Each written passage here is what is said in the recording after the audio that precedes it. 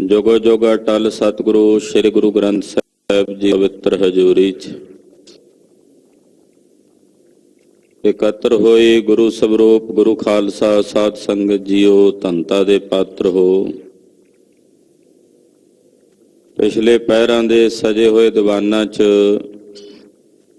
ਹਾਜ਼ਰੀਆਂ ਭਰ ਕੇ ਸਤਿਗੁਰਾਂ ਨੌਵੇਂ ਪਾਤਸ਼ਾਹ ਦੇ ਪਾਵਨ ਪਵਿੱਤਰ ਦਰਬਾਰ ਅੰਦਰ ਨਤਮਸਤਕ ਹੋ ਕੇ ਗੁਰਦੇਵ ਦੀਆਂ ਖੁਸ਼ੀਆਂ ਪ੍ਰਾਪਤ ਕਰ ਰਹੇ ਹੋ, ਸਤਿਗੁਰਾਂ ਦੀਆਂ ਰਹਿਮਤਾਂ ਪ੍ਰਾਪਤ ਕਰ ਰਹੇ। ਤਰਸ ਪਿਆ ਮਿਹਰਾਮਤ ਹੋਈ, ਸਤਿਗੁਰ ਸੱਜਣ ਮਿਲਿਆ, ਅੱਤ ਦੀ ਮਿਹਰ ਹੋਈ। ਮਿਹਰਾਮਤ ਅੱਤ ਦੀ ਮਿਹਰ, ਜਦੋਂ ਸਤਿਗੁਰਾਂ ਦੀ ਅੱਤ ਦੀ ਮਿਹਰ ਹੋਈ, ਤਰਸ ਹੋਈ, ਤਾਂ ਸਤਿਗੁਰਾਂ ਦਾ ਸੱਜਣ, ਸਤਿਗੁਰਾਂ ਦਾ ਮੇਲ ਹੋਇਆ। ਲੜੀਵਾਰ ਕਥਾ ਸੁਣ ਰਹੇ ਹੋ ਮਹਾਰਾਜ ਕਲਗੀਧਰ ਪਾਤਸ਼ਾਹ ਦੇ ਇਤਿਹਾਸ ਦੀ। ਪਿਆਰੇ ਭਾਈ ਦਇਆ ਸਿੰਘ ਜੀ ਖਾਲਸੇ ਨੂੰ ਉਪਦੇਸ਼ ਦੇ ਰਹੇ ਹਨ। ਕਥਾ ਪਿਛਲੇ ਕੁਝ ਦਿਨਾਂ ਤੋਂ ਸੂਖਸ਼ਮ ਭਾਵ ਵਿੱਚ ਚੱਲ ਰਹੀ ਹੈ। ਕਈ ਥਾਵਾਂ ਤੇ ਖੁਸ਼ਕ ਵਿਸ਼ੇ ਆਉਂਦੇ ਹਨ, ਸ਼ਾਇਦ ਕਈਆਂ ਦੀ ਸਮਝ ਵਿੱਚ ਨਾ ਆਉਂਦੇ ਹੋਣ, ਪਕੜ ਵਿੱਚ ਨਾ ਆਉਂਦੇ ਹੋਣ, ਪਰ ਇਹ ਸਾਰੀਆਂ ਅਧਿਆਤਮਿਕ ਖੇਡਾਂ ਹਨ ਜੋ ਸ਼ਾਸਤਰਾਂ ਵਿੱਚ ਵਰਣਨ ਕੀਤੀਆਂ ਗਈਆਂ। ਵਿਚਾਰਨੀਆਂ ਚਾਹੀਦੀਆਂ ਹਨ, ਕਿਉਂਕਿ ਵਿਚਾਰ ਕਰ ਕਰਕੇ ਹੀ ਸਮਝ ਆਉਣੀ ਹੈ। ਜੇ ਆਖੀਏ ਵੀ ਔਖੀ ਹੈ, ਵਿਚਾਰ ਨਾ ਕਰੀਏ, ਏਦਾਂ ਹੀ ਕੱਢ ਦਈਏ, ਪੇਜ ਪਲਟ ਦਈਏ, ਤੇ ਫਿਰ ਪੜ੍ਹੇ ਬਿਨਾਂ ਤਾਂ ਨਹੀਂ ਨਾ ਸਮਝ ਆਉਂਦੀ। ਜੇ ਵਿਚਾਰੀਏ ਨਾ, ਜਿਵੇਂ ਜਿਵੇਂ ਵਿਚਾਰਾਂਗੇ, ਵਿਚਾਰ ਕਰ ਕਰਕੇ ਹੀ ਸਮਝ ਆਉਣੀ ਹੈ। ਸਰਵਣ ਦੇ ਪ੍ਰਕਾਰ ਦੱਸੇ ਨੇ ਭਾਈ ਸਾਹਿਬ ਨੇ ਵੀ 6 ਪ੍ਰਕਾਰ ਦਾ ਸਰਵਣ ਹੈ, ਜੋ ਕੱਲ ਦੀ ਕਥਾ ਵਿੱਚ ਆਪਾਂ ਸੁਣਿਆ। ਫਿਰ ਮਨਨ ਦਾ ਸਰੂਪ ਦੱਸਿਆ ਵੀ ਮਨਨ ਕੀ ਹੈ। ਫਿਰ ਨਿਧਿਆਸਣ ਦਾ ਸਰੂਪ ਦੱਸਦੇ ਨੇ, ਫਿਰ ਸਾਖਸ਼ਾਤਕਾਰ ਦੱਸਦੇ ਨੇ। ਇਹ 4 ਪੜਾਅ ਨੇ, ਸਰਵਣ, ਮਨਨ, ਨਿਧਿਆਸਣ ਤੇ ਸਾਖਸ਼ਾਤਕਾਰ। ਇਹ 4 ਪ੍ਰਕਾਰ ਦਾ ਹੀ ਬ੍ਰਹਮ ਗਿਆਨ ਦੱਸਿਆ ਮਹਾਂਪੁਰਸ਼ਾਂ ਨੇ। ਮਨਨ ਦਾ ਸਰੂਪ ਚੱਲ ਰਿਹਾ ਹੈ ਕਿ ਸੁਣਨ ਤੋਂ ਬਾਅਦ ਮੰਨਣਾ ਹੈ, ਫਿਰ ਉਹਦਾ ਨਿਧਿਆਸਣ ਹੋਣਾ। ਅੱਜ ਦੀ ਜਿਹੜੀ ਕਥਾ ਉਹਦੇ ਵਿੱਚ 5 ਪ੍ਰਕਾਰ ਦੀਆਂ ਬਿਰਤੀਆਂ ਦਾ ਜ਼ਿਕਰ ਆ ਰਿਹਾ ਹੈ। ਸਾਡੇ ਅੰਦਰ ਜਿਹੜੀਆਂ ਬਿਰਤੀਆਂ ਕੰਮ ਕਰਦੀਆਂ, ਬੜੀਆਂ ਸੂਖਸ਼ਮ ਨੇ। ਕਿਸ ਸਮੇਂ ਕਿਹੜੀ ਬਿਰਤੀ ਕੰਮ ਕਰਦੀ ਹੈ, ਵਿਦਵਾਨਾਂ ਨੇ ਉਹਨੂੰ ਵੱਖੋ ਵੱਖਰੀਆਂ ਕੈਟਾਗਰੀਆਂ ਵਿੱਚ, ਵੱਖੋ ਵੱਖਰੇ ਪੜਾਵਾਂ ਵਿੱਚ ਉਹਨਾਂ ਦਾ ਸਰੂਪ ਵਰਣਨ ਕੀਤਾ। ਮਾਂ ਨੂੰ ਮਿਲਦੇ ਆ ਉਸ ਵੇਲੇ ਕਿਹੜੀ ਬਿਰਤੀ ਹੈ, ਘਰ ਵਾਲੀ ਨਾਲ ਮੇਲ ਹੁੰਦਾ ਉਸ ਵੇਲੇ ਕਿਹੜੀ ਬਿਰਤੀ ਹੈ, ਧੀ ਨਾਲ ਮੇਲ ਹੁੰਦਾ ਉਸ ਵੇਲੇ ਕਿਹੜੀ ਬਿਰਤੀ ਕੰਮ ਕਰਦੀ ਹੈ। ਇਹ ਸਾਰੇ ਬਿਰਤੀਆਂ ਦੇ ਸੂਖਸ਼ਮ ਭੇਦ ਨੇ। ਵਿਰਤੀ ਪ੍ਰਭਾਕਰ ਨਾਮਕ ਇੱਕ ਗ੍ਰੰਥ ਹੈ ਵਿਦਵਾਨ ਦਾ ਲਿਖਿਆ ਹੋਇਆ, ਉਹਦੇ ਵਿੱਚ ਬਿਰਤੀਆਂ ਦਾ ਹੀ ਜ਼ਿਕਰ ਹੈ, ਪਰ ਮੁੱਖ ਰੂਪ ਵਿੱਚ 5 ਪ੍ਰਕਾਰ ਦੀਆਂ ਬਿਰਤੀਆਂ ਹੁੰਦੀਆਂ ਨੇ। ਉਹ ਬਿਰਤੀਆਂ ਕਿਵੇਂ ਕੰਮ ਕਰਦੀਆਂ ਨੇ, ਕਿਵੇਂ ਵਿਸ਼ਿਆਂ ਦੇ ਵਿੱਚ ਉਹ ਵਰਤਦੀਆਂ ਨੇ, ਉਹਦਾ ਵਰਣਨ ਅੱਜ ਦੀ ਕਥਾ ਵਿੱਚ ਪਿਆਰੇ ਭਾਈ ਦਇਆ ਸਿੰਘ ਜੀ ਕਰ ਰਹੇ ਨੇ। ਆਓ, ਇੱਕ ਇਹ ਵੀ ਬਿਰਤੀ ਹੈ ਕਿ ਆਪਾਂ ਗੁਰੂ ਸਾਹਿਬ ਦੇ ਚਰਨਾਂ ਨਾਲ ਬਿਰਤੀ ਜੋੜਨੀ ਹੈ ਤਾਂ ਜੋ ਕਥਾ ਦੀ ਸਮਝ ਪਵੇ। ਇਹ ਵੀ ਬਿਰਤੀ ਹੈ। ਬਿਰਤੀ ਨੂੰ ਗੁਰੂ ਚਰਨਾਂ ਨਾਲ ਜੋੜਨ ਲਈ ਸਤਿਗੁਰੂ ਜੀ ਦੇ ਪਾਵਨ ਸ਼ਬਦ ਦਾ ਆਸਰਾ ਲੈਂਦੇ ਆਖੋ ਜੀ ਸਤਨਾਮ ਸ੍ਰੀ ਵਾਹਿਗੁਰੂ ਸਾਹਿਬ ਜੀ। ਸਤਨਾਮ ਸ੍ਰੀ ਵਾਹਿਗੁਰੂ ਸਾਹਿਬ ਜੀ। ਮਨ ਕੀ ਬ੍ਰਿਤਾ ਪੰਚ ਵਿਦ ਹੋਏ। ਭਾਈ ਦਇਆ ਸਿੰਘ ਜੀ ਕਹਿੰਦੇ ਖਾਲਸਾ ਜੀ, ਮਨ ਦੀਆਂ 5 ਪ੍ਰਕਾਰ ਦੀਆਂ ਬਿਰਤੀਆਂ ਹਨ। ਪੰਜ ਤਰ੍ਹਾਂ ਦੀਆਂ ਵਿਧਾ ਦਾ ਮਤਲਬ ਤਰੀਕੇ ਦੀਆਂ, ਪੰਜ ਤਰੀਕੇ ਦੀਆਂ ਬਿਰਤੀਆਂ ਹਨ। ਇਕ ਪਰਮਾਨ ਵਿਪਰਜੈ ਦੋਏ। ਇੱਕ ਬਿਰਤੀ ਦਾ ਨਾਮ ਹੈ ਪ੍ਰਮਾਣ ਬਿਰਤੀ, ਦੂਸਰੀ ਦਾ ਨਾਮ ਹੈ ਵਿਪਰਜੈ ਬਿਰਤੀ, ਵਿਕਲਪ ਨਿੰਦਰਾ ਸਿਮ੍ਰਿਤ ਜਾਨ। ਤੀਜੀ ਹੈ ਵਿਕਲਪ ਬਿਰਤੀ, ਚੌਥੀ ਹੈ ਨਿੰਦਰਾ ਬਿਰਤੀ। ਇਸੇ ਤਰ੍ਹਾਂ ਔਰ ਜਿਹੜੀ ਪੰਜਵੀਂ ਹੈ ਉਹਨੂੰ ਕਹਿੰਦੇ ਆ ਸਿਮਰਤੀ ਬਿਰਤੀ। ਇਹ ਪੰਜ ਪ੍ਰਕਾਰ ਦੀਆਂ ਬਿਰਤੀਆਂ ਹਨ। ਸੁਨਹੁ ਸਰੂਪ ਜੋ ਬ੍ਰਿਤ ਪ੍ਰਮਾਨ। ਹੁਣ ਇਹ ਜਿਹੜੀਆਂ ਪੰਜ ਪ੍ਰਕਾਰ ਦੀਆਂ ਬਿਰਤੀਆਂ ਦਸੀਆਂ ਨੇ, ਇਹਨਾਂ ਦਾ ਸਵਰੂਪ ਸੁਣੋ ਵੀ ਇਹ ਹੈਣ ਕੀ। ਉਹਦੇ ਸੰਬੰਧ ਵਿੱਚ ਪਹਿਲਾਂ ਤੁਹਾਨੂੰ ਪ੍ਰਮਾਣ ਬਿਰਤੀ ਦੱਸਦੇ ਹਾਂ ਕਿ ਪ੍ਰਮਾਣ ਬਿਰਤੀ ਕਿਸ ਨੂੰ ਕਹਿੰਦੇ ਹਨ। ਉਹਦੇ ਬਾਰੇ ਆਪ ਜੀ ਪਹਿਲਾਂ ਸੁਣੋ। ਅੰਤఃਕਰਣ ਬ੍ਰਿਤ ਹੈ ਜੋਏ। ਦਰਅਸਲ ਜਿਹੜੀ ਬਿਰਤੀ ਉੱਠਦੀ ਹੈ ਉਹ ਸਾਡੇ ਅੰਤਸ਼ਕਰਨ ਚੋਂ ਉੱਠਦੀ ਹੈ। ਅੰਤঃਕਰਣ ਕਹਿੰਦੇ ਨੇ ਮਨ, ਬੁੱਧ, ਚਿੱਤ ਤੇ ਅਹੰਕਾਰ, ਚਾਰਾਂ ਚੀਜ਼ਾਂ ਦਾ ਅੰਤਸ਼ਕਰਨ ਹੁੰਦਾ ਹੈ। ਸਾਡੇ ਅੰਤਸ਼ਕਰਨ ਚੋਂ ਹੀ ਬਿਰਤੀ ਉੱਠਦੀ ਹੈ। ਹਾਂ, ਉਸ ਬਿਰਤੀ ਵਿੱਚ ਚੇਤਨ ਦਾ ਆਭਾਸ ਹੁੰਦਾ ਤਾਂ ਉੱਠਦੀ ਹੈ। ਚੇਤਨ ਦੇ ਆਭਾਸ ਤੋਂ ਬਿਨਾਂ ਤਾਂ ਬਿਰਤੀ ਨਹੀਂ ਨਾ ਉੱਠ ਸਕਦੀ। ਤੋ ਸਾਡੇ ਅੰਤਸ਼ਕਰਨ ਵਿੱਚੋਂ ਜਦੋਂ ਬਿਰਤੀ ਉੱਠਦੀ ਹੈ, ਇੰਦਰੀਏ ਦੁਆਰਾ ਨਿਕਰੈ ਸੋਏ। ਉਹ ਬਿਰਤੀ ਸਾਡੀਆਂ ਇੰਦਰੀਆਂ ਦੁਆਰਾ, ਮੰਨ ਲਓ ਵੀ ਸਾਡੇ ਮਨ 'ਚ ਬਿਰਤੀ ਉੱਠੀ, ਅੱਖਾਂ ਦੁਆਰਾ ਬਾਹਰ ਜਾਣੀ ਹੈ, ਕੰਨਾਂ ਦੁਆਰਾ ਜਾਣੀ ਹੈ, ਇੰਦਰੀਆਂ ਦੁਆਰਾ ਜਦੋਂ ਉਹ ਬਿਰਤੀ ਬਾਹਰ ਨੂੰ ਨਿਕਲ ਕੇ ਜਾਂਦੀ ਹੈ। ਨਾਨਾ ਕਟ ਪਟ ਤਰੇ ਪਦਾਰਥ। ਹੁਣ ਉਹ ਜਦੋਂ ਅੱਖਾਂ ਨਾਲ ਅਸੀਂ ਵੇਖਿਆ ਵੀ ਸਾਹਮਣੇ ਘੜਾ ਪਿਆ, ਕੱਪੜੇ ਪਏ ਨੇ, ਆ ਮੈਕ ਪਿਆ ਹੋਇਆ, ਆ ਸਟੈਂਡ ਲੱਗਾ ਹੋਇਆ, ਆ ਜੰਗਲਾ ਲੱਗਾ ਹੋਇਆ, ਇਹ ਸਾਰੀਆਂ ਚੀਜ਼ਾਂ ਨੂੰ ਵੇਖ ਰਹੀ ਹੈ ਨਾ ਬਿਰਤੀ। ਆ ਫੁੱਲਾਂ ਦੇ ਹਾਰ ਪਏ ਨੇ ਅੱਗੇ ਮਹਾਰਾਜ ਜੀ ਦੇ, ਤੇਗੇ ਪਏ ਨੇ, ਢਾਲਾਂ ਪਈਆਂ ਨੇ। ਤੋ ਮਨ ਵਿੱਚੋਂ ਜਦੋਂ ਬਿਰਤੀ ਉੱਠੀ ਤੇ ਉੱਠਣ ਤੋਂ ਬਾਅਦ ਉਹਨੇ ਆ ਸਾਰੀਆਂ ਚੀਜ਼ਾਂ ਜਿਹੜੀਆਂ ਨੇ ਅੱਖਾਂ ਦੁਆਰਾ ਉਹ ਵੇਖੀਆਂ। ਤਿਨ ਹੈ ਜਾਣਬੋ ਹੋਏ ਜਥਾਰਥ। ਯਥਾਰਥ ਉਹਨਾਂ ਨੂੰ ਜਾਣਨਾ ਵੀ ਆ ਤੇਗਾ ਪਿਆ ਹੋਇਆ, ਆ ਗੁਲਦਸਤਾ ਪਿਆ ਹੋਇਆ, ਆ ਮੈਕ ਹੈ, ਉਹਨਾਂ ਦਾ ਯਥਾਰਥ ਰੂਪ ਉਸੇ ਤਰ੍ਹਾਂ ਦਿਸਣਾ ਜਿਵੇਂ ਉਹ ਪਿਆ ਹੋਇਆ ਹੈ। ਦੁਤੀ ਵਿਪਰਜੈ ਇਸ ਕੋ ਕਹੈ। ਗੁਰੂ ਖਾਲਸਾ ਜੀ ਇਹਨੂੰ ਕਹਿੰਦੇ ਨੇ ਪ੍ਰਮਾਣ ਬਿਰਤੀ। ਇਹ ਬਿਰਤੀ ਕੰਮ ਕੀਤੀ ਹੈ ਨਾ। ਜੇ ਸਾਡੀ ਬਿਰਤੀ ਨੇਤਰਾਂ ਦੁਆਰਾ ਜਾਂ ਇੰਦਰੀਆਂ ਦੁਆਰਾ ਬਾਹਰ ਨਹੀਂ ਗਈ ਤੇ ਸਾਹਮਣੇ ਕੀ ਪਿਆ ਸਾਨੂੰ ਕੀ ਪਤਾ ਲੱਗਣਾ।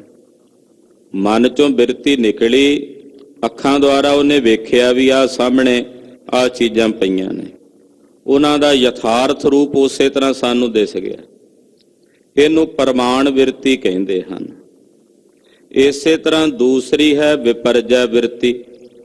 ਵਿਪਰਜੈ ਬਿਰਤੀ ਕੀ ਹੁੰਦੀ ਹੈ ਉਹ ਦੱਸਦੇ ਹਨ। ਰੱਜੂ ਪਰੀ ਸਰਪ ਤਿਸ ਲਹੈ। ਵਿਪਰਜੈ ਬਿਰਤੀ ਹੁੰਦੀ ਹੈ ਵੀ ਜੋ ਹੈ ਉਹਦੇ ਤੋਂ ਦੂਸਰੀ ਚੀਜ਼ ਦਿਸਣੀ। ਮੰਨ ਲਓ ਜਿਵੇਂ ਰੱਸੀ ਪਈ ਹੈ, ਰੱਸੀ ਨਾ ਦਿਸ ਕੇ ਰੱਸੀ ਵਿੱਚ ਸੱਪ ਦਿਸਣਾ, ਇਹਨੂੰ ਵਿਪਰਜੈ ਬਿਰਤੀ ਕਹਿੰਦੇ ਆ। ਪ੍ਰਮਾਣ ਬਿਰਤੀ ਤਾਂ ਹੋ ਗਈ ਵੀ ਸਾਰਾ ਕੁਝ ਸਾਹਮਣੇ ਦਿਸ ਜਾਣਾ, ਵੀ ਆ ਯਥਾਰਥ, ਵੀ ਆ ਗੁਲਦਸਤੇ ਪਏ ਨੇ, ਆ ਹਾਰ ਪਏ ਨੇ, ਇਹ ਤਾਂ ਹੋ ਗਈ ਪ੍ਰਮਾਣ ਬਿਰਤੀ। ਪਰ ਇੱਕ ਵਿਪਰਜੈ ਬਿਰਤੀ ਹੈ। ਵਿਪਰਜੈ ਦਾ ਅਰਥ ਹੁੰਦਾ ਉਲਟ ਦਿਸਣਾ। ਜਿਵੇਂ ਰੱਸੀ ਪਈ ਹੈ, ਰੱਸੀ 'ਚ ਸੱਪ ਦਿਸਣਾ ਹੈ, ਤਾਂ ਉਹ ਬਿਰਤੀ ਤਾਂ ਉਦੋਂ ਰੱਸੀ ਨੂੰ ਵੀ ਵੇਖਣ ਗਈ ਹੈ ਨਾ। ਉਦੋਂ ਵੀ ਬਿਰਤੀ ਨੇ ਕੰਮ ਕੀਤਾ, ਅੱਖਾਂ ਨੇ ਵੇਖਿਆ, ਰੱਸੀ ਦਾ ਰੂਪ ਤਾਂ ਨਹੀਂ ਦਿਸਿਆ, ਹਨੇਰਾ ਹੋਣ ਕਰਕੇ ਉਹ ਰੱਸੀ ਸੱਪ ਦਿਸਣ ਲੱਗ ਪਈ। ਜੋ ਯਥਾਰਥ ਰੂਪ ਤੋਂ ਦੂਸਰੀ ਵਸਤੂ ਨਜ਼ਰ ਆਵੇ, ਉਹਦੇ ਤੋਂ ਉਲਟ ਦੂਜੀ ਦਿਸੇ, ਉਹਨੂੰ ਵਿਪਰਜੈ ਬਿਰਤੀ ਕਹਿੰਦੇ ਆ ਮਹਾਪੁਰਸ਼। ਬ੍ਰਿਤ ਵਿਕਲਪ ਰੂਪ ਇਹ ਮਾਨ। ਤੀਸਰੀ ਹੈ ਵਿਕਲਪ ਬਿਰਤੀ। ਦੋ ਬਿਰਤੀਆਂ ਦੱਸ ਦਿੱਤੀਆਂ, ਪ੍ਰਮਾਣ ਤੇ ਵਿਪਰਜੈ। ਹੁਣ ਤੀਸਰੀ ਬਿਰਤੀ ਦੱਸਦੇ ਨੇ, ਤੀਸਰੀ ਬਿਰਤੀ ਹੈ ਵਿਕਲਪ, ਇਹਦਾ ਨਾਮ ਹੈ, ਉਹ ਸੁਣੋ। ਸ਼ਬਦ ਅਰਥ ਕੋ ਲੀਜੈ ਜਾਨ।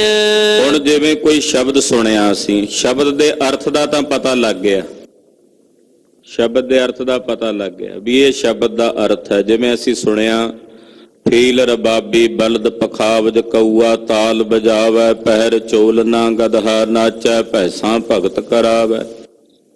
ਪੰਕਤੀਆਂ ਸੁਣ ਕੇ ਅਰਥ ਸਮਝ ਆ ਗਏ ਵੀ ਹਾਥੀ ਰਬਾਬ ਵਜਾ ਰਿਹਾ, ਕਾਂ ਉਹ ਮਰਦੰਗ ਵਜਾ ਰਿਹਾ ਹੈ। ਅਰਥ ਤਾਂ ਸਮਝ ਆ ਗਏ ਸ਼ਬਦ ਦੇ। ਉਦੋਂ ਵੀ ਬਿਰਤੀ ਕੰਮ ਕਰਦੀ ਹੈ ਨਾ, ਜਦੋਂ ਅਸੀਂ ਸ਼ਬਦ ਦਾ ਕੋਈ ਅਰਥ ਸੁਣਦੇ ਹਾਂ। ਉਹ ਕੰਨਾਂ ਦੁਆਰਾ ਬਿਰਤੀ ਗਈ, ਇੰਦਰੀਆਂ ਨੇ ਕੰਨਾਂ ਵੀ, ਗਿਆਨ ਇੰਦਰੀਆਂ ਨੇ। ਤੋ ਸ਼ਬਦ ਦਾ ਅਰਥ ਤਾਂ ਅਸੀਂ ਸੁਣ ਲਿਆ, ਅਰਥ ਤਾਂ ਸਮਝ ਆ ਗਿਆ, ਤਾਤ ਪਰਿ ਮਹਿ ਰਹੈ ਸੰਦੇਹ। ਪਰ ਉਹਦੇ ਤਾਤ ਪਰਜ ਨੂੰ ਸਮਝਣ ਚ ਸੰਸਾ ਰਹੇ ਵੀ ਅਰਥ ਤਾਂ ਸਮਝ ਆ ਗਏ ਨੇ, ਪਰ ਇਹਦੇ ਚ ਸਿਧਾਂਤ ਕੀ ਹੈ। ਜਿਵੇਂ ਕਿਸੇ ਨੇ ਕਹਿ ਗੁਰਬਾਣੀ ਦਾ ਬਚਨ ਅਰਥ ਅਸੀਂ ਪੜ੍ਹ ਲਏ, ਅਰਥ ਇਹ ਸੁਣੇ ਕਿ ਫੀਲ ਰਬਾਬੀ ਬਲਦ ਪਖਾਵਜ, ਵੀ ਹਾਥੀ ਨੇ ਰਬਾਬ ਵਜਾਈ ਆ ਤੇ ਬਲਦ ਨੇ ਪਖਾਵਜ ਵਜਾਇਆ, ਅਰਥ ਸਮਝ ਆ ਗਏ। ਪਰ ਇਹਦਾ ਤਾਤ ਪਰਜ ਕੀ ਹੈ, ਵੀ ਇਹ ਕਿਹਾ ਕਿਉਂ ਜਾ ਰਿਹਾ, ਇਹਦਾ ਤਾਤ ਪਰਜ ਸਮਝਣ ਚ ਸੰਸਾ ਹੋਣਾ, ਤਾਤ ਪਰਜ ਨਾ ਸਮਝਣਾ, ਇਹਨੂੰ ਕਹਿੰਦੇ ਨੇ ਗੁਰੂ ਖਾਲਸਾ ਜੀ ਵਿਕਲਪ ਬਿਰਤੀ। ਜਦੋਂ ਤਾਤ ਪਰਜ ਵਿੱਚ ਸਮਝਣ ਚ ਸੰਦੇਹ ਹੋਵੇ। ਅਰਥ ਗੁਰਬਾਣੀ ਦੇ ਅਸੀਂ ਬੜੇ ਸੌਖੇ ਅੱਖਰੀ ਅਰਥ ਤਾਂ ਸਾਰੇ ਸਮਝ ਲੈਂਦੇ ਹਾਂ, ਪਰ ਉਹਨਾਂ ਦੇ ਪਿੱਛੇ ਹੈ ਕੀ, ਉਹਨਾਂ ਪਿੱਛੇ ਤਾਤ ਪਰਜ ਕੀ ਹੈ, ਉਹਦੇ ਚ ਸੰਸਾਰ ਰਹਿ ਜਾਣਾ। ਵੀ ਤਾਤ ਪਰਜ ਕੀ ਸਮਝਾਇਆ ਗੁਰੂ ਸਾਹਿਬ ਨੇ, ਉਹਦੇ ਵਿੱਚ ਜਦੋਂ ਸੰਸਾਰ ਰਹਿ ਜਾਏ ਉਹਨੂੰ ਗੁਰੂ ਖਾਲਸਾ ਜੀ ਵਿਕਲਪ ਬਿਰਤੀ ਕਹਿੰਦੇ ਹਨ। ਨਿਹਚੈ ਭਇਓ ਨ ਲਖੀਐ ਇਹ। ਨਿਸ਼ਚਾ ਨਹੀਂ ਹੋਇਆ ਵੀ ਅਰਥ ਕੀ ਨੇ, ਅਰਥ ਤਾਂ ਸਮਝ ਲਏ ਪਰ ਉਹਦੇ ਤਾਤ ਪਰਜ ਦਾ ਨਹੀਂ ਪਤਾ ਲੱਗਾ। ਅਰਥ ਸਮਝ ਲਏ, ਗੁਰਬਾਣੀ ਵਿੱਚ ਬਚਨ ਆਇਆ, ਅਰਥ ਸਮਝ ਲਏ, ਹਸਤੀ ਸਿਰ ਜੋ ਅੰਕਸ ਹੈ ਹਰਣ ਜੋ ਸਿਰ ਦੇ, ਪਰ ਇਹ ਕਿਹਾ ਕਿਉਂ ਗਿਆ, ਇਹਦੇ ਪਿੱਛੇ ਤਾਤ ਪਰਜ ਕੀ ਹੈ। ਤਾਤ ਪਰਜ ਕੀ ਹੈ, ਸੇਵਾ। ਗੁਰੂ ਸਾਹਿਬ ਸੇਵਾ ਦਾ ਉਪਦੇਸ਼ ਦੇ ਰਹੇ ਨੇ ਇਹਨਾਂ ਪੰਕਤੀਆਂ 'ਚ। ਪਰ ਜਦੋਂ ਅੱਖਰੀ ਅਰਥ ਸਮਝ ਲਏ ਪਰ ਉਹਦਾ ਤਾਤ ਪਰਜ ਨਹੀਂ ਸਮਝਿਆ, ਤਾਤ ਪਰਜ ਸਮਝਣ 'ਚ ਸੰਸਾ ਰਿਹਾ, ਉਹਨੂੰ ਗੁਰੂ ਖਾਲਸਾ ਜੀ ਵਿਕਲਪ ਬਿਰਤੀ ਕਹਿੰਦੇ ਹਨ। ਅਭਾਵ ਗਿਆਨ ਕੋ ਆਸ਼ਰੈ ਬ੍ਰਿਤ। ਹੁਣ ਚੌਥੀ ਬਿਰਤੀ ਹੈ ਨਿੰਦਰਾ ਬਿਰਤੀ। ਨਿੰਦਰਾ ਬਿਰਤੀ ਕੀ ਹੁੰਦੀ ਹੈ, ਜਿੱਥੇ ਗਿਆਨ ਦਾ ਅਭਾਵ ਹੋ ਜਾਵੇ। ਅਭਾਵ ਦਾ ਮਤਲਬ ਹੁੰਦਾ ਵੀ ਜਿੱਥੇ ਗਿਆਨ ਨਾ ਰਹੇ, ਪਤਾ ਹੀ ਨਹੀਂ ਕਿੱਥੇ ਬੈਠੇ, ਅਭਾਵ। ਉਹ ਜੋ ਅਭਾਵ ਗਿਆਨ ਦੀ ਬਿਰਤੀ ਨੂੰ ਆਸ਼ਰਿਤ ਕਰਨ ਵਾਲੀ, ਉੱਥੇ ਵੀ ਤਾਂ ਇੱਕ ਬਿਰਤੀ ਕੰਮ ਕਰਦੀ ਹੈ ਨਾ। ਜਿਵੇਂ ਅਸੀਂ ਗੂੜੀ ਨੀਂਦ 'ਚ ਪਏ ਆ, ਗੂੜੀ ਨੀਂਦ ਦੇ ਵਿੱਚ ਕਿਹੜੀ ਬਿਰਤੀ ਕੰਮ ਕਰ ਰਹੀ ਹੈ, ਉੱਥੇ ਵੀ ਇੱਕ ਬਿਰਤੀ ਹੈ। ਉੱਥੇ ਗਿਆਨ ਨਹੀਂ ਹੈ ਸਾਨੂੰ ਅਸੀਂ ਕਿੱਥੇ ਪਏ ਆ, ਨਾ ਸਾਨੂੰ ਆਪਣੇ ਸਰੀਰ ਦਾ ਪਤਾ ਹੈ, ਨਾ ਇਹ ਪਤਾ ਵੀ ਕੋਲ ਕੌਣ ਬੈਠਾ ਹੈ, ਕੌਣ ਆਇਆ, ਕੌਣ ਗਿਆ। ਗਿਆਨ ਦਾ ਅਭਾਵ ਹੋ ਗਿਆ। ਉਹ ਗਿਆਨ ਦਾ ਅਭਾਵ ਜਿਸ ਬਿਰਤੀ ਦੇ ਆਸ਼ਰਿਤ ਰਹਿੰਦਾ ਹੈ, ਉਸ ਬਿਰਤੀ ਨੂੰ ਨਿੰਦਰਾ ਬਿਰਤੀ ਕਹਿੰਦੇ ਹਨ। ਨਿੰਦਰਾ ਬ੍ਰਿਤ ਕਹਿ ਸਮਝੋ ਚਿੱਤ। ਇਹ ਗੁਰਮੁਖੋ ਇਹਨੂੰ ਨਿੰਦਰਾ ਬਿਰਤੀ ਕਹਿੰਦੇ ਨੇ, ਇਹਨੂੰ ਤੁਸੀਂ ਆਪਣੇ ਚਿੱਤ ਵਿੱਚ ਸਮਝ ਲਵੋ। ਜਾਗਰਤ ਸੁਪਨ ਜੋ ਬ੍ਰਿਤ ਅਭਾਵ। ਕਹਿੰਦੇ ਜਾਗਰਤ ਵਿੱਚ ਔਰ ਸੁਪਨ ਦੇ ਵਿੱਚ ਜਿਹੜੀ ਬਿਰਤੀ ਦਾ ਅਭਾਵ ਹੁੰਦਾ ਹੈ, ਕਰਨ ਹਾਰ ਸੋ ਤਖੂ ਗੁਣ ਭਾਵ। ਹਾਂ, ਤਮ ਗੁਣ ਭਾਵ। ਕਹਿੰਦੇ ਉੱਥੇ ਜਦੋਂ ਤਮੋ ਗੁਣ ਦਾ ਭਾਵ ਰਹਿ ਜਾਂਦਾ, ਯਾਨੀ ਕਿ ਬਿਲਕੁਲ ਗੂੜੀ ਨਿੰਦਰਾ ਹੋ ਜਾਂਦੀ ਹੈ।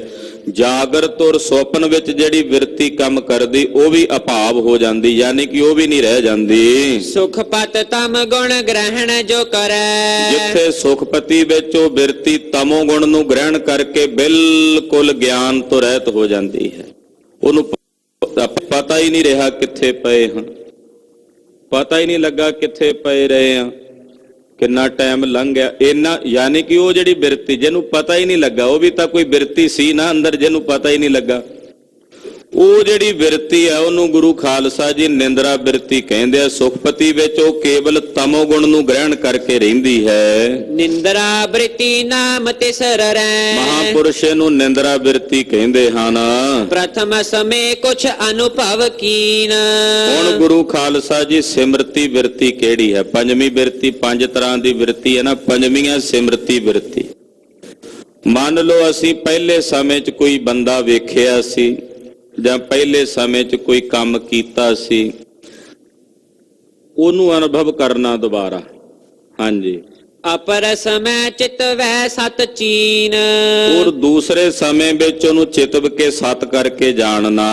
ਜਥਾਪਨ ਇਹ ਨਰ ਹੈ ਸੋਈ। ਜਿਵੇਂ ਮੰਨ ਲਓ ਅਸੀਂ ਮਹੀਨਾ 2 ਮਹੀਨੇ ਪਹਿਲਾਂ ਇੱਕ ਬੰਦੇ ਨੂੰ ਮਿਲੇ ਸੀ, ਅੱਜ ਉਹ ਫੇਰ ਸਾਨੂੰ ਮਿਲਿਆ, ਆਪਾਂ ਕਹਿੰਦੇ ਉਹੀ ਬੰਦਾ ਹੈ। ਯਾਨੀ ਕਿ ਉਹ ਸਿਮਰਤੀ ਚੱਲੀ ਨਾ, ਉੱਥੇ ਵੀ ਇੱਕ ਬਿਰਤੀ ਹੈ ਨਾ, ਸਿਮਰਤੀ ਬਿਰਤੀ ਕਹਿੰਦੇ ਆ ਇਹਨੂੰ, ਕਿ ਜੋ ਪਹਿਲਾਂ ਕਿਸੇ ਨੂੰ ਮਿਲੇ ਸੀ ਅਸੀਂ ਉਹਨੂੰ ਅੱਜ ਫੇਰ ਮਿਲੇ ਹਾਂ। ਉਸ ਵੇਲੇ ਜਿਹੜੀ ਬਿਰਤੀ ਕੰਮ ਕਰਦੀ ਉਹਨੇ ਯਾਦ ਕਰ ਲਿਆ ਇੱਕਦਮ ਵੀ ਇਹ ਉਹੀ ਬੰਦਾ ਹੈ ਜਿਹੜਾ ਸਾਨੂੰ ਫਲਾਣੀ ਥਾਂ ਤੇ ਮਿਲਿਆ ਸੀ।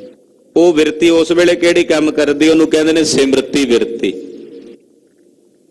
ਵੇਖੋ ਇਹ ਸੂਖਮ ਭੇਦ ਨੇ ਬਿਰਤੀਆਂ ਦੇ। ਅਸੀਂ ਤਾਂ ਜ਼ਿੰਦਗੀ ਬਸ ਖਾ ਲਿਆ, ਸੌਂ ਲਿਆ ਜਾਂ ਮਸ਼ੀਨ ਵਾਂਗੂ ਕੰਮ ਕਰ ਲਿਆ, ਉੱਥੇ ਹੀ ਸਾਡੀ ਜ਼ਿੰਦਗੀ ਕੋਲੂ ਦੇ ਬੈਲ ਵਾਂਗੂ ਘੁੰਮੀ ਜਾਂਦੀ ਹੈ। ਕਿੰਨੀਆਂ ਸੂਖਮ ਖੇਡਾਂ ਨੇ ਇਹ ਬਿਰਤੀਆਂ ਵੀ। ਵੇਖੋ ਅੱਗੇ ਕਿੰਨੇ ਪ੍ਰਕਾਰ ਦੀਆਂ, ਕਿਹੋ ਜੀਆਂ, ਕਿਹੜੇ ਸਮੇਂ ਕਿਹੜੀ ਬਿਰਤੀ। ਮਹਾਂਪੁਰਸ਼ ਜਿਹੜੇ ਨੇ ਇਹ ਖੋਜ ਕੀਤੀ ਹੋਣੀ ਹੈ, ਉਹ ਕਿੰਨੇ ਗਹਿਰੇ ਚਿੰਤਨ 'ਚ ਬੈਠੇ ਹੋਣਗੇ। ਉਹਨਾਂ ਨੇ ਕਿਤਨਾ ਗਹਿਰਾ ਅਨੁਭਵ ਕੀਤਾ ਹੋਣਾ, ਸੂਖਮ ਭਾਵ 'ਚ ਜਾ ਕੇ ਇਹਨੂੰ ਖੋਜਿਆ ਹੋਣਾ ਵੀ ਇਸ ਵੇਲੇ ਜਿਹੜੀ ਬਿਰਤੀ ਕੰਮ ਕਰ ਰਹੀ ਹੈ ਕਿਹੜੀ ਹੈ। ਪਹਿਲਾਂ ਜਦੋਂ ਕੋਈ ਮਿਲਿਆ ਵਿਅਕਤੀ ਉਹਨੂੰ ਅੱਜ ਫੇਰ ਮਿਲੇ, ਉਸ ਵੇਲੇ ਜਿਹੜੀ ਬਿਰਤੀ ਕੰਮ ਕਰਦੀ ਵੀ ਉਹੀ ਬੰਦਾ ਹੈ। ਯਾਦ ਆ ਗਿਆ ਨਾ ਇੱਕਦਮ, ਉਹ ਜਿਹਨੂੰ ਯਾਦ ਆਇਆ ਉਹ ਵੀ ਬਿਰਤੀ ਹੈ, ਉਹਨੂੰ ਕਹਿੰਦੇ ਨੇ ਸਿਮਰਤੀ ਬਿਰਤੀ। ਪੂਰਬ ਪਿਖਿਓ ਥਾਵ ਕਿਸ ਜੋਈ। ਪਹਿਲਾਂ ਉਹਨੂੰ ਕਿਸੇ ਹੋਰ ਥਾਂ ਤੇ ਵੇਖਿਆ ਸੀ, ਅੱਜ ਉਹਨੂੰ ਆਪਣੇ ਸਾਹਮਣੇ ਵੇਖ ਰਹੇ ਹਾਂ। ਜਿਸ ਕਰ ਚਿਤ ਕਰਨਾ ਇਹ ਹੋਏ। ਜਿਸ ਕਰਕੇ ਚੇਤੇ ਵਿੱਚ ਇਹ ਆਇਆ ਵੀ ਇਹ ਪਹਿਲਾਂ ਫਲਾਣੀ ਥਾਂ ਤੇ ਮਿਲਿਆ ਸੀ, ਅੱਜ ਫੇਰ ਮਿਲਿਆ। ਸਿਮਰਿਤ ਬ੍ਰਿਤ ਜਾਨੀਐ ਸੋਏ। ਗੁਰਮੁਖੋ ਇਹਨੂੰ ਸਿਮਰਤੀ ਬਿਰਤੀ ਕਹਿੰਦੇ ਹਨ। ਪੰਜ ਬ੍ਰਿਤਾ ਬਿਨ ਚਿਤ ਹੋਏ ਜਾਵੇ। ਇਹ 5 ਬਿਰਤੀਆਂ ਨੇ ਸਾਡੇ ਮਨ ਦੀਆਂ। ਇੱਕ ਅਵਸਥਾ ਐਸੀ ਹੁੰਦੀ ਹੈ ਜਿੱਥੇ ਜਾ ਕੇ ਇਹ ਮਨ ਦੀਆਂ ਪੰਜੇ ਬਿਰਤੀਆਂ ਵਿਲੈ ਹੋ ਜਾਂਦੀਆਂ। ਆਖੋ ਸਤਨਾਮ ਸ੍ਰੀ ਵਾਹਿਗੁਰੂ। ਇੱਕ ਅਵਸਥਾ ਐਸੀ ਵੀ ਹੁੰਦੀ ਜਿੱਥੇ 5 ਬਿਰਤੀਆਂ ਕੰਮ ਨਹੀਂ ਕਰਦੀਆਂ। ਭਾਈ ਰਾਮ ਕੋਇਰ ਸਾਹਿਬ ਜੀ ਦੀਆਂ ਅੱਖਾਂ ਦੇ ਸਾਹਮਣੇ ਕੋਈ ਆਉਂਦਾ ਹੈ, ਉਹ ਇਹ ਨਹੀਂ ਵੇਖਦੇ ਵੀ ਤੂੰ ਕੌਣ ਹੈ, ਪਹਿਲਾਂ ਤੈਨੂੰ ਮਿਲੇ ਸੀ, ਅੱਜ ਤੂੰ ਫੇਰ ਆਇਆ। ਉਹ ਬਿਰਤੀ ਉੱਥੇ ਉਹ ਵੀ ਕੰਮ ਨਹੀਂ ਕਰਦੀ। ਫਿਰ ਉਹਨਾਂ ਨੂੰ ਇਹ ਨਹੀਂ ਭੇਦ ਸਾਹਮਣੇ ਵੀ ਇਹ ਸਾਹਮਣੇ ਕਿਹੜੀ ਕਿਹੜੀ ਵਸਤ ਪਈ ਹੈ। ਅਸੰਗ ਹੋ ਕੇ ਚਲੇ ਗਏ। ਜਿੱਥੇ 5 ਬਿਰਤੀਆਂ ਖਤਮ ਹੋ ਗਈਆਂ, ਨਾ ਨਿੰਦਰਾ ਬਿਰਤੀ ਰਹੀ, ਨਾ ਵਿਕਲਪ ਬਿਰਤੀ ਰਹੀ, ਨਾ ਵਿਪਰਜੈ ਰਹੀ, ਨਾ ਪ੍ਰਮਾਣ ਰਹੀ, ਤੇ ਨਾ ਹੀ ਸਿਮਰਤੀ ਬਿਰਤੀ ਰਹੀ। 5 ਬਿਰਤੀਆਂ ਜਦੋਂ ਵਿਲੈ ਹੋ ਜਾਂਦੀਆਂ ਹਨ, ਆਤਮ ਕੇ ਸਰੂਪ ਦਿਸ਼ ਧਾਵੈ। ਫਿਰ ਜਦੋਂ ਮਨ ਦੀਆਂ ਇਹ ਬਾਹਰ ਦੀਆਂ 5 ਬਿਰਤੀਆਂ ਖਤਮ ਹੋ ਗਈਆਂ, ਫਿਰ ਉਹ ਮਨ ਇਹਨਾਂ 5 ਪ੍ਰਕਾਰ ਦੀਆਂ ਬਿਰਤੀਆਂ ਤੋਂ ਉਲਟ ਕੇ ਆਤਮਾ ਵੱਲ ਦੌੜਨਾ ਸ਼ੁਰੂ ਕਰਦਾ ਹੈ। ਪਹਿਲਾਂ ਇਹਨਾਂ 5 ਬਿਰਤੀਆਂ ਰਾਹੀਂ ਬਾਹਰ ਆਉਂਦਾ ਹੈ, ਫਿਰ ਉਹ ਜਦੋਂ 5 ਬਿਰਤੀਆਂ ਖਤਮ ਹੋ ਜਾਣ, ਵਿਲੈ ਹੋ ਜਾਣ, ਫਿਰ ਇਹ ਮਨ ਆਤਮਾ ਵਾਲੇ ਪਾਸੇ ਨੂੰ ਦੌੜਦਾ ਹੈ, ਜੋ ਇਹਦਾ ਨਿਜ ਸਰੂਪ ਹੈ। ਮਨ ਤੂੰ ਜੋਤ ਸਰੂਪ ਹੈ, ਫਿਰ ਉਸ ਪਾਸੇ ਨੂੰ ਇਹ ਦੌੜਦਾ ਹੈ। ਮਨ ਪ੍ਰਵਾਹ ਜਬ ਇਸ ਬਿਦ ਹੋਏ। ਜਦੋਂ ਮਨ ਦਾ ਪ੍ਰਵਾਹ ਇਸ ਪ੍ਰਕਾਰ ਨਾਲ ਅੰਤਰਮੁਖੀ ਹੋ ਜਾਂਦਾ, ਇਹਨੂੰ ਕਹਿੰਦੇ ਨੇ ਅੰਤਰਮੁਖੀ ਬਿਰਤੀ ਹੋਣੀ। ਜਦੋਂ ਬਾਹਰ ਦੀਆਂ 5 ਬਿਰਤੀਆਂ ਸਮਾਪਤ ਹੋ ਗਈਆਂ, ਫਿਰ ਉਹ ਬਿਰਤੀ ਜਦੋਂ ਮਨ ਦੀ ਅੰਤਰਮੁਖੀ ਹੁੰਦੀ ਹੈ, ਨਾਮ ਸਥਿਤੀ ਬਖਾਨੈ ਸੋਏ। ਇਹਨੂੰ ਮਹਾਂਪੁਰਸ਼ ਕਹਿੰਦੇ ਨੇ ਸਥਿਤੀ। ਸਥਿਤੀ ਇਹਨੂੰ ਕਹਿ ਦਿੰਦੇ ਆ ਟਿਕਾ। ਗੁਰਬਾਣੀ ਵਿੱਚ ਇਹਨੂੰ ਕਿਹਾ ਸਹਿਜ। ਇਹ ਹੈ ਸਹਿਜ ਦੀ ਅਵਸਥਾ, ਇਹਨੂੰ ਕਹਿੰਦੇ ਆ ਸਹਿਜ। ਜਿੱਥੇ ਮਨ ਅੰਤਰਮੁਖੀ ਹੋ ਕੇ ਟਿਕ ਜਾਏ, ਸਥਿਤ ਹੋ ਜਾਏ, ਇਹਨੂੰ ਕਹਿੰਦੇ ਆ ਸਹਿਜ। ਸਹਿਜ ਸਮਾਧ ਆਨੰਦ ਸੂਖ ਪੂਰੇ ਗੁਰਦੀਨ, ਇਹ ਹੈ ਉਹ ਸਹਿਜ ਦੀ ਅਵਸਥਾ। ਸਥਿਤ ਪ੍ਰਾਪਤ ਹੇਤ ਪ੍ਰਯਾਸ। ਕਹਿੰਦੇ ਹੁਣ ਇਹ ਤਾਂ ਹੋ ਗਈ ਸਥਿਤੀ। ਹੁਣ ਇਸ ਟਿਕਾ ਨੂੰ ਪ੍ਰਾਪਤ ਕਰਨ ਵਾਸਤੇ ਵੀ ਮੇਰੇ ਮਨ ਨੂੰ ਟਿਕਾ ਮਿਲ ਜਾਏ। ਮਨ ਦਾ ਟਿਕਾ ਨਹੀਂ ਨਾ ਹੁੰਦਾ। ਅਸੀਂ ਗੱਲਾਂ ਤਾਂ ਕਰ ਲੈਂਦੇ ਹਾਂ ਜੀ, ਸਾਡਾ ਮਨ ਨਹੀਂ ਟਿਕਦਾ। ਮਨ ਟਿਕਾਉਣ ਵਾਸਤੇ ਪ੍ਰਯਾਸ ਕਿੰਨਾ ਕੁ ਕਰਦੇ ਹਾਂ ਅਸੀਂ? ਮਾਫ ਕਰਨਾ, ਆਪਾਂ ਸਾਰੇ ਬੈਠੇ ਹਾਂ ਸੰਗਤ ਦੇ ਰੂਪ ਵਿੱਚ, ਮੈਂ ਵੀ ਤੁਹਾਡੇ ਵਿੱਚ ਹਾਂ। ਆਪਾਂ ਆਪਣੇ ਮਨ ਨੂੰ ਟਿਕਾਉਣ ਵਾਸਤੇ ਕਿੰਨਾ ਕੁ ਪ੍ਰਯਾਸ ਕਰਦੇ ਹਾਂ ਭਲਾ? ਗੱਲਾਂ ਅਸੀਂ ਕਰਨੇ ਆ ਜੀ, ਪਤਾ ਨਹੀਂ ਜੀ ਮਨ ਨਹੀਂ ਟਿਕਦਾ ਸਾਡਾ। ਨਾ ਬਾਣੀ ਪੜ੍ਹਨ ਵੇਲੇ ਟਿਕਦਾ, ਨਾ ਕਥਾ ਵਿੱਚ ਟਿਕਦਾ। ਯਤਨ ਕਿੰਨਾ ਕੁ ਕੀਤਾ ਅਸੀਂ? ਕਦੇ ਪ੍ਰਯਾਸ ਕੀਤੇ ਬਿਨਾਂ ਕੋਈ ਗੱਲ ਬਣੀ ਹੈ? ਰੋਟੀ ਖਾਣ ਵਾਸਤੇ ਵੀ ਤਾਂ ਗਰਾਹੀਂ ਤੋੜ ਕੇ ਮੂੰਹ 'ਚ ਪਾਣੀ ਪੈਂਦੀ, ਭਾਵੇਂ ਥਾਲੀ 'ਚ ਅੱਗੇ ਪਰੋਸੀ ਹੋਵੇ। ਪ੍ਰਯਾਸ ਤਾਂ ਉੱਥੇ ਵੀ ਕਰਨਾ ਪੈਂਦਾ, ਦੰਦਾਂ ਨਾਲ ਚਿੱਥਣੀ ਪੈਂਦੀ ਹੈ। ਪ੍ਰਯਾਸ ਤਾਂ ਕਰਨਾ ਪੈਂਦਾ। ਹੁਣ ਇੱਥੇ ਭਾਈ ਦਇਆ ਸਿੰਘ ਜੀ ਕਹਿੰਦੇ ਵੀ ਮਨ ਦਾ ਟਿਕਾ, ਪਰ ਉਹਨੂੰ ਪ੍ਰਾਪਤ ਕਰਨ ਲਈ ਵੀ ਸਾਡਾ ਮਨ ਟਿਕ ਜਾਏ, ਉਹਦੇ ਲਈ ਜਿਹੜਾ ਪ੍ਰਯਾਸ ਕੀਤਾ ਜਾਂਦਾ, ਜਿਹਨੂੰ ਅਭਿਆਸ ਕਹਿੰਦੇ ਨੇ, ਇਹਨੂੰ ਕਹਿੰਦੇ ਅਭਿਆਸ। ਆਖੋ ਸਤਿਨਾਮ ਸ੍ਰੀ ਵਾਹਿਗੁਰੂ। ਆਪਾਂ ਕਹਿੰਦੇ ਨਾ ਜੀ ਇਹ ਗੁਰਸਿੱਖ ਅਭਿਆਸੀ ਹੈ। ਅਭਿਆਸੀ ਗੁਰਸਿੱਖ ਹੈ। ਅਭਿਆਸੀ ਕੌਣ ਹੁੰਦਾ? ਜਿਹੜਾ ਮਨ ਨੂੰ ਟਿਕਾਉਣ ਵਾਸਤੇ ਅਭਿਆਸ ਕਰੇ। ਖਾਲਸਾ ਜੀ, ਸਾਨੂੰ ਤਾਂ ਗੁਰਦੇਵ ਨੇ ਮਾਰਗ ਹੀ ਬੜਾ ਸਰਲ ਦਿੱਤਾ ਹੈ। ਆਮ ਕਰਕੇ ਯੋਗੀ ਲੋਕ ਉਹ ਮਨ ਨੂੰ ਟਿਕਾਉਣ ਵਾਸਤੇ ਪਤਾ ਨਹੀਂ ਕਿੰਨੇ ਕਿੰਨੇ ਪ੍ਰਯਾਸ ਅਭਿਆਸ ਕਰਦੇ। ਸੂਰਜ ਦੇ ਸਾਹਮਣੇ ਖਲੋ ਕੇ ਸੂਰਜ ਨੂੰ ਵੇਖੀ ਜਾਣਾ, ਦੀਵੇ ਦੀ ਲਾਟ ਰੱਖ ਕੇ ਉਹਦੇ ਸਾਹਮਣੇ ਉਹਨੂੰ ਤਰਾਟਕ ਕਰਕੇ ਵੇਖੀ ਜਾਣਾ, ਜਾਂ ਜਲ ਧਾਰਾ ਕਰਕੇ, ਕਿਤਨੇ ਪ੍ਰਕਾਰ ਦੇ ਪ੍ਰਯਾਸ। ਗੁਰਦੇਵ ਨੇ ਸਾਨੂੰ ਤਾਂ ਯਤਨ ਹੀ ਬੜਾ ਸੌਖਾ ਦੇ ਦਿੱਤਾ। ਸਿਮਰਨ ਦੁਆਰਾ ਮੋੜ ਮੋੜ ਕੇ ਨੂੰ ਲਿਆਉਣਾ। ਭੱਜੇਗਾ ਫਿਰ ਮੋੜ ਕੇ ਲਿਆਓ, ਫਿਰ ਭੱਜੇਗਾ ਫਿਰ ਮੋੜ ਕੇ ਲਿਆਓ, ਦੌੜੇਗਾ ਫਿਰ ਮੋੜ ਕੇ ਲਿਆਓ। ਇਹ ਮਨ ਨਾ ਉਸ ਜੱਟ ਦੇ ਜਿੰਨ ਵਾਂਗੂ ਹੈ। ਇੱਕ ਜੱਟ ਸੀ ਜ਼ਿਮੀਂਦਾਰ, ਕੰਮ ਬੜਾ ਸੀ ਖੇਤ ਵਿੱਚ। ਉਹਨੇ ਆਖਿਆ ਕੱਲਾ ਸਾਰਾ ਦਿਨ ਮਿਹਨਤ ਕਰਦਾ, ਬੰਦਾ ਕੋਈ ਚਾਹੀਦਾ। ਕਿਤੇ ਜਿੰਨ ਵਿਕਦਾ ਸੀ ਮੰਡੀ 'ਚ। ਜ਼ਿਮੀਂਦਾਰਾਂ ਦੀ ਘਾਲਣਾ ਹੈ। ਅੱਜ ਕੱਲ ਤਾਂ ਬੈਠੇ ਏਸੀਆਂ ਦੇ ਵਿੱਚ ਕਾਨੂੰਨ ਬਣਾ ਦਿੰਦੇ ਆ, ਉਹਨਾਂ ਨੂੰ ਜ਼ਮੀਨੀ ਪੱਧਰ ਤੇ ਵਾਚਿਆ ਨਹੀਂ ਜਾਂਦਾ ਵੀ ਇਹਨਾਂ ਦੇ ਨਾਲ ਕਿਵੇਂ ਬੀਤਦੀ ਹੈ। ਕਦੇ ਕੁਦਰਤ ਦੀ ਕਰੋਪੀ ਹੋ ਗਈ ਤਾਂ ਫਸਲ ਸਮਾਪਤ, ਤੇ ਕਦੇ ਸਰਕਾਰਾਂ ਆ ਕੇ ਕਰੋਪੀ ਕਰ ਦੇਣ ਤੇ ਫਿਰ ਕੀ ਬਣੇ। ਖੈਰ, ਜ਼ਿਮੀਂਦਾਰ ਨੇ ਉਹ ਜਿੰਨ ਖਰੀਦਿਆ। ਜਿਹਦੇ ਕੋਲੋਂ ਖਰੀਦਿਆ ਉਹਨੇ ਆਖਿਆ ਵੀ ਸੱਜਣਾ, ਗੱਲ ਏਦਾਂ ਵੀ ਇਹ ਜਿੰਨ ਦਾ ਇੱਕ ਕੰਮ, ਇਹ ਵਿਹਲਾ ਨਹੀਂ ਰਹਿੰਦਾ, ਵੀ ਇਹਨੂੰ ਕੰਮ ਦੱਸਣਾ ਤੇ ਇਹਨੇ ਕਰ ਦੇਣਾ। ਜਦੋਂ ਵਿਹਲਾ ਰਹਿ ਗਿਆ ਇਹਨੇ ਤੈਨੂੰ ਮਾਰ ਦੇਣਾ। ਜ਼ਿਮੀਂਦਾਰ ਕਹਿੰਦਾ ਮੈਨੂੰ ਤਾਂ ਕੰਮ ਹੈ ਹੀ ਬੜਾ। ਉਹਨੇ ਜਿੰਨ ਲੈ ਆਂਦਾ। ਜਿਹੜਾ ਕੰਮ ਦੱਸਿਆ ਕਰੇ ਝੱਟ ਕਰਕੇ ਆ ਜਾਇਆ ਕਰੇ, ਮਹਾਰਾਜ ਹੋਰ ਹੁਕਮ ਮੇਰੇ ਆਕਾ। ਉਹਨੇ ਅਗਲਾ ਕੰਮ ਦੱਸਣਾ, ਉਹ ਵੀ ਕਰਕੇ ਆ ਜਾਣਾ। ਹੁਣ ਜ਼ਿਮੀਂਦਾਰ ਨੂੰ ਵੀ ਚਿੰਤਾ ਹੋ ਗਈ ਵੀ ਕੰਮ ਤਾਂ ਸਾਰੇ ਮੁੱਕ ਗਏ ਨੇ, ਹੁਣ ਇਹਨੂੰ ਮੈਂ ਕੀ ਕਹਾਂ। ਪਰੇਸ਼ਾਨ ਲੜਕੀ ਉਹਦੀ ਬੜੀ ਸਿਆਣੀ ਸੀ, ਕਹਿਣ ਲੱਗੀ ਪਿਤਾ ਜੀ ਕਿਉਂ ਚਿੰਤਤ ਹੋ? ਕਹਿਣ ਲੱਗਾ ਵੀ ਆਹ ਮਸਲਾ ਹੈ। ਕਹਿੰਦੀ ਇਹ ਤਾਂ ਕੋਈ ਔਖੀ ਗੱਲ ਹੀ ਕੋਈ ਨਹੀਂ, ਬਾਂਸ ਗੜਾ ਦਿਓ ਜ਼ਮੀਨ ਦੇ ਵਿੱਚ, ਖੇਤ ਬਾਹਰ ਵਿਹੜੇ 'ਚ, ਉਹਨੂੰ ਕੋ ਚੜੀ ਜਾ ਤੇ ਉਤਰੀ ਜਾ। ਜਿੰਨ ਆਇਆ, ਕਹਿੰਦਾ ਹੁਕਮ। ਕਹਿੰਦਾ ਵੀ ਆਹ ਬਾਂਸ ਗੱਡ ਲੈ ਤੇ ਇਹਦੇ ਤੇ ਚੜੀ ਜਾ ਤੇ ਉਤਰੀ ਜਾ। ਉਹਨੇ ਗੱਡ ਲਿਆ, ਕਦੇ ਚੜੀ ਜੇ ਉਤਰੀ ਜੇ। ਆਖਰਕਾਰ ਜਿੰਨ ਵੀ ਹੰਬ ਹੰਬਾ ਕੇ ਕਹਿੰਦਾ ਮੇਰਾ ਖਹਿੜਾ ਛੱਡੋ ਮਹਾਰਾਜ। ਦਰਅਸਲ ਉਹ ਜਿਹੜਾ ਜਿੰਨ ਹੈ ਨਾ, ਸਾਡਾ ਮਨ ਹੈ, ਜੇ ਇਹਨੂੰ ਵਿਹਲਾ ਛੱਡਾਂਗੇ ਭਜਦਾ ਹੈ।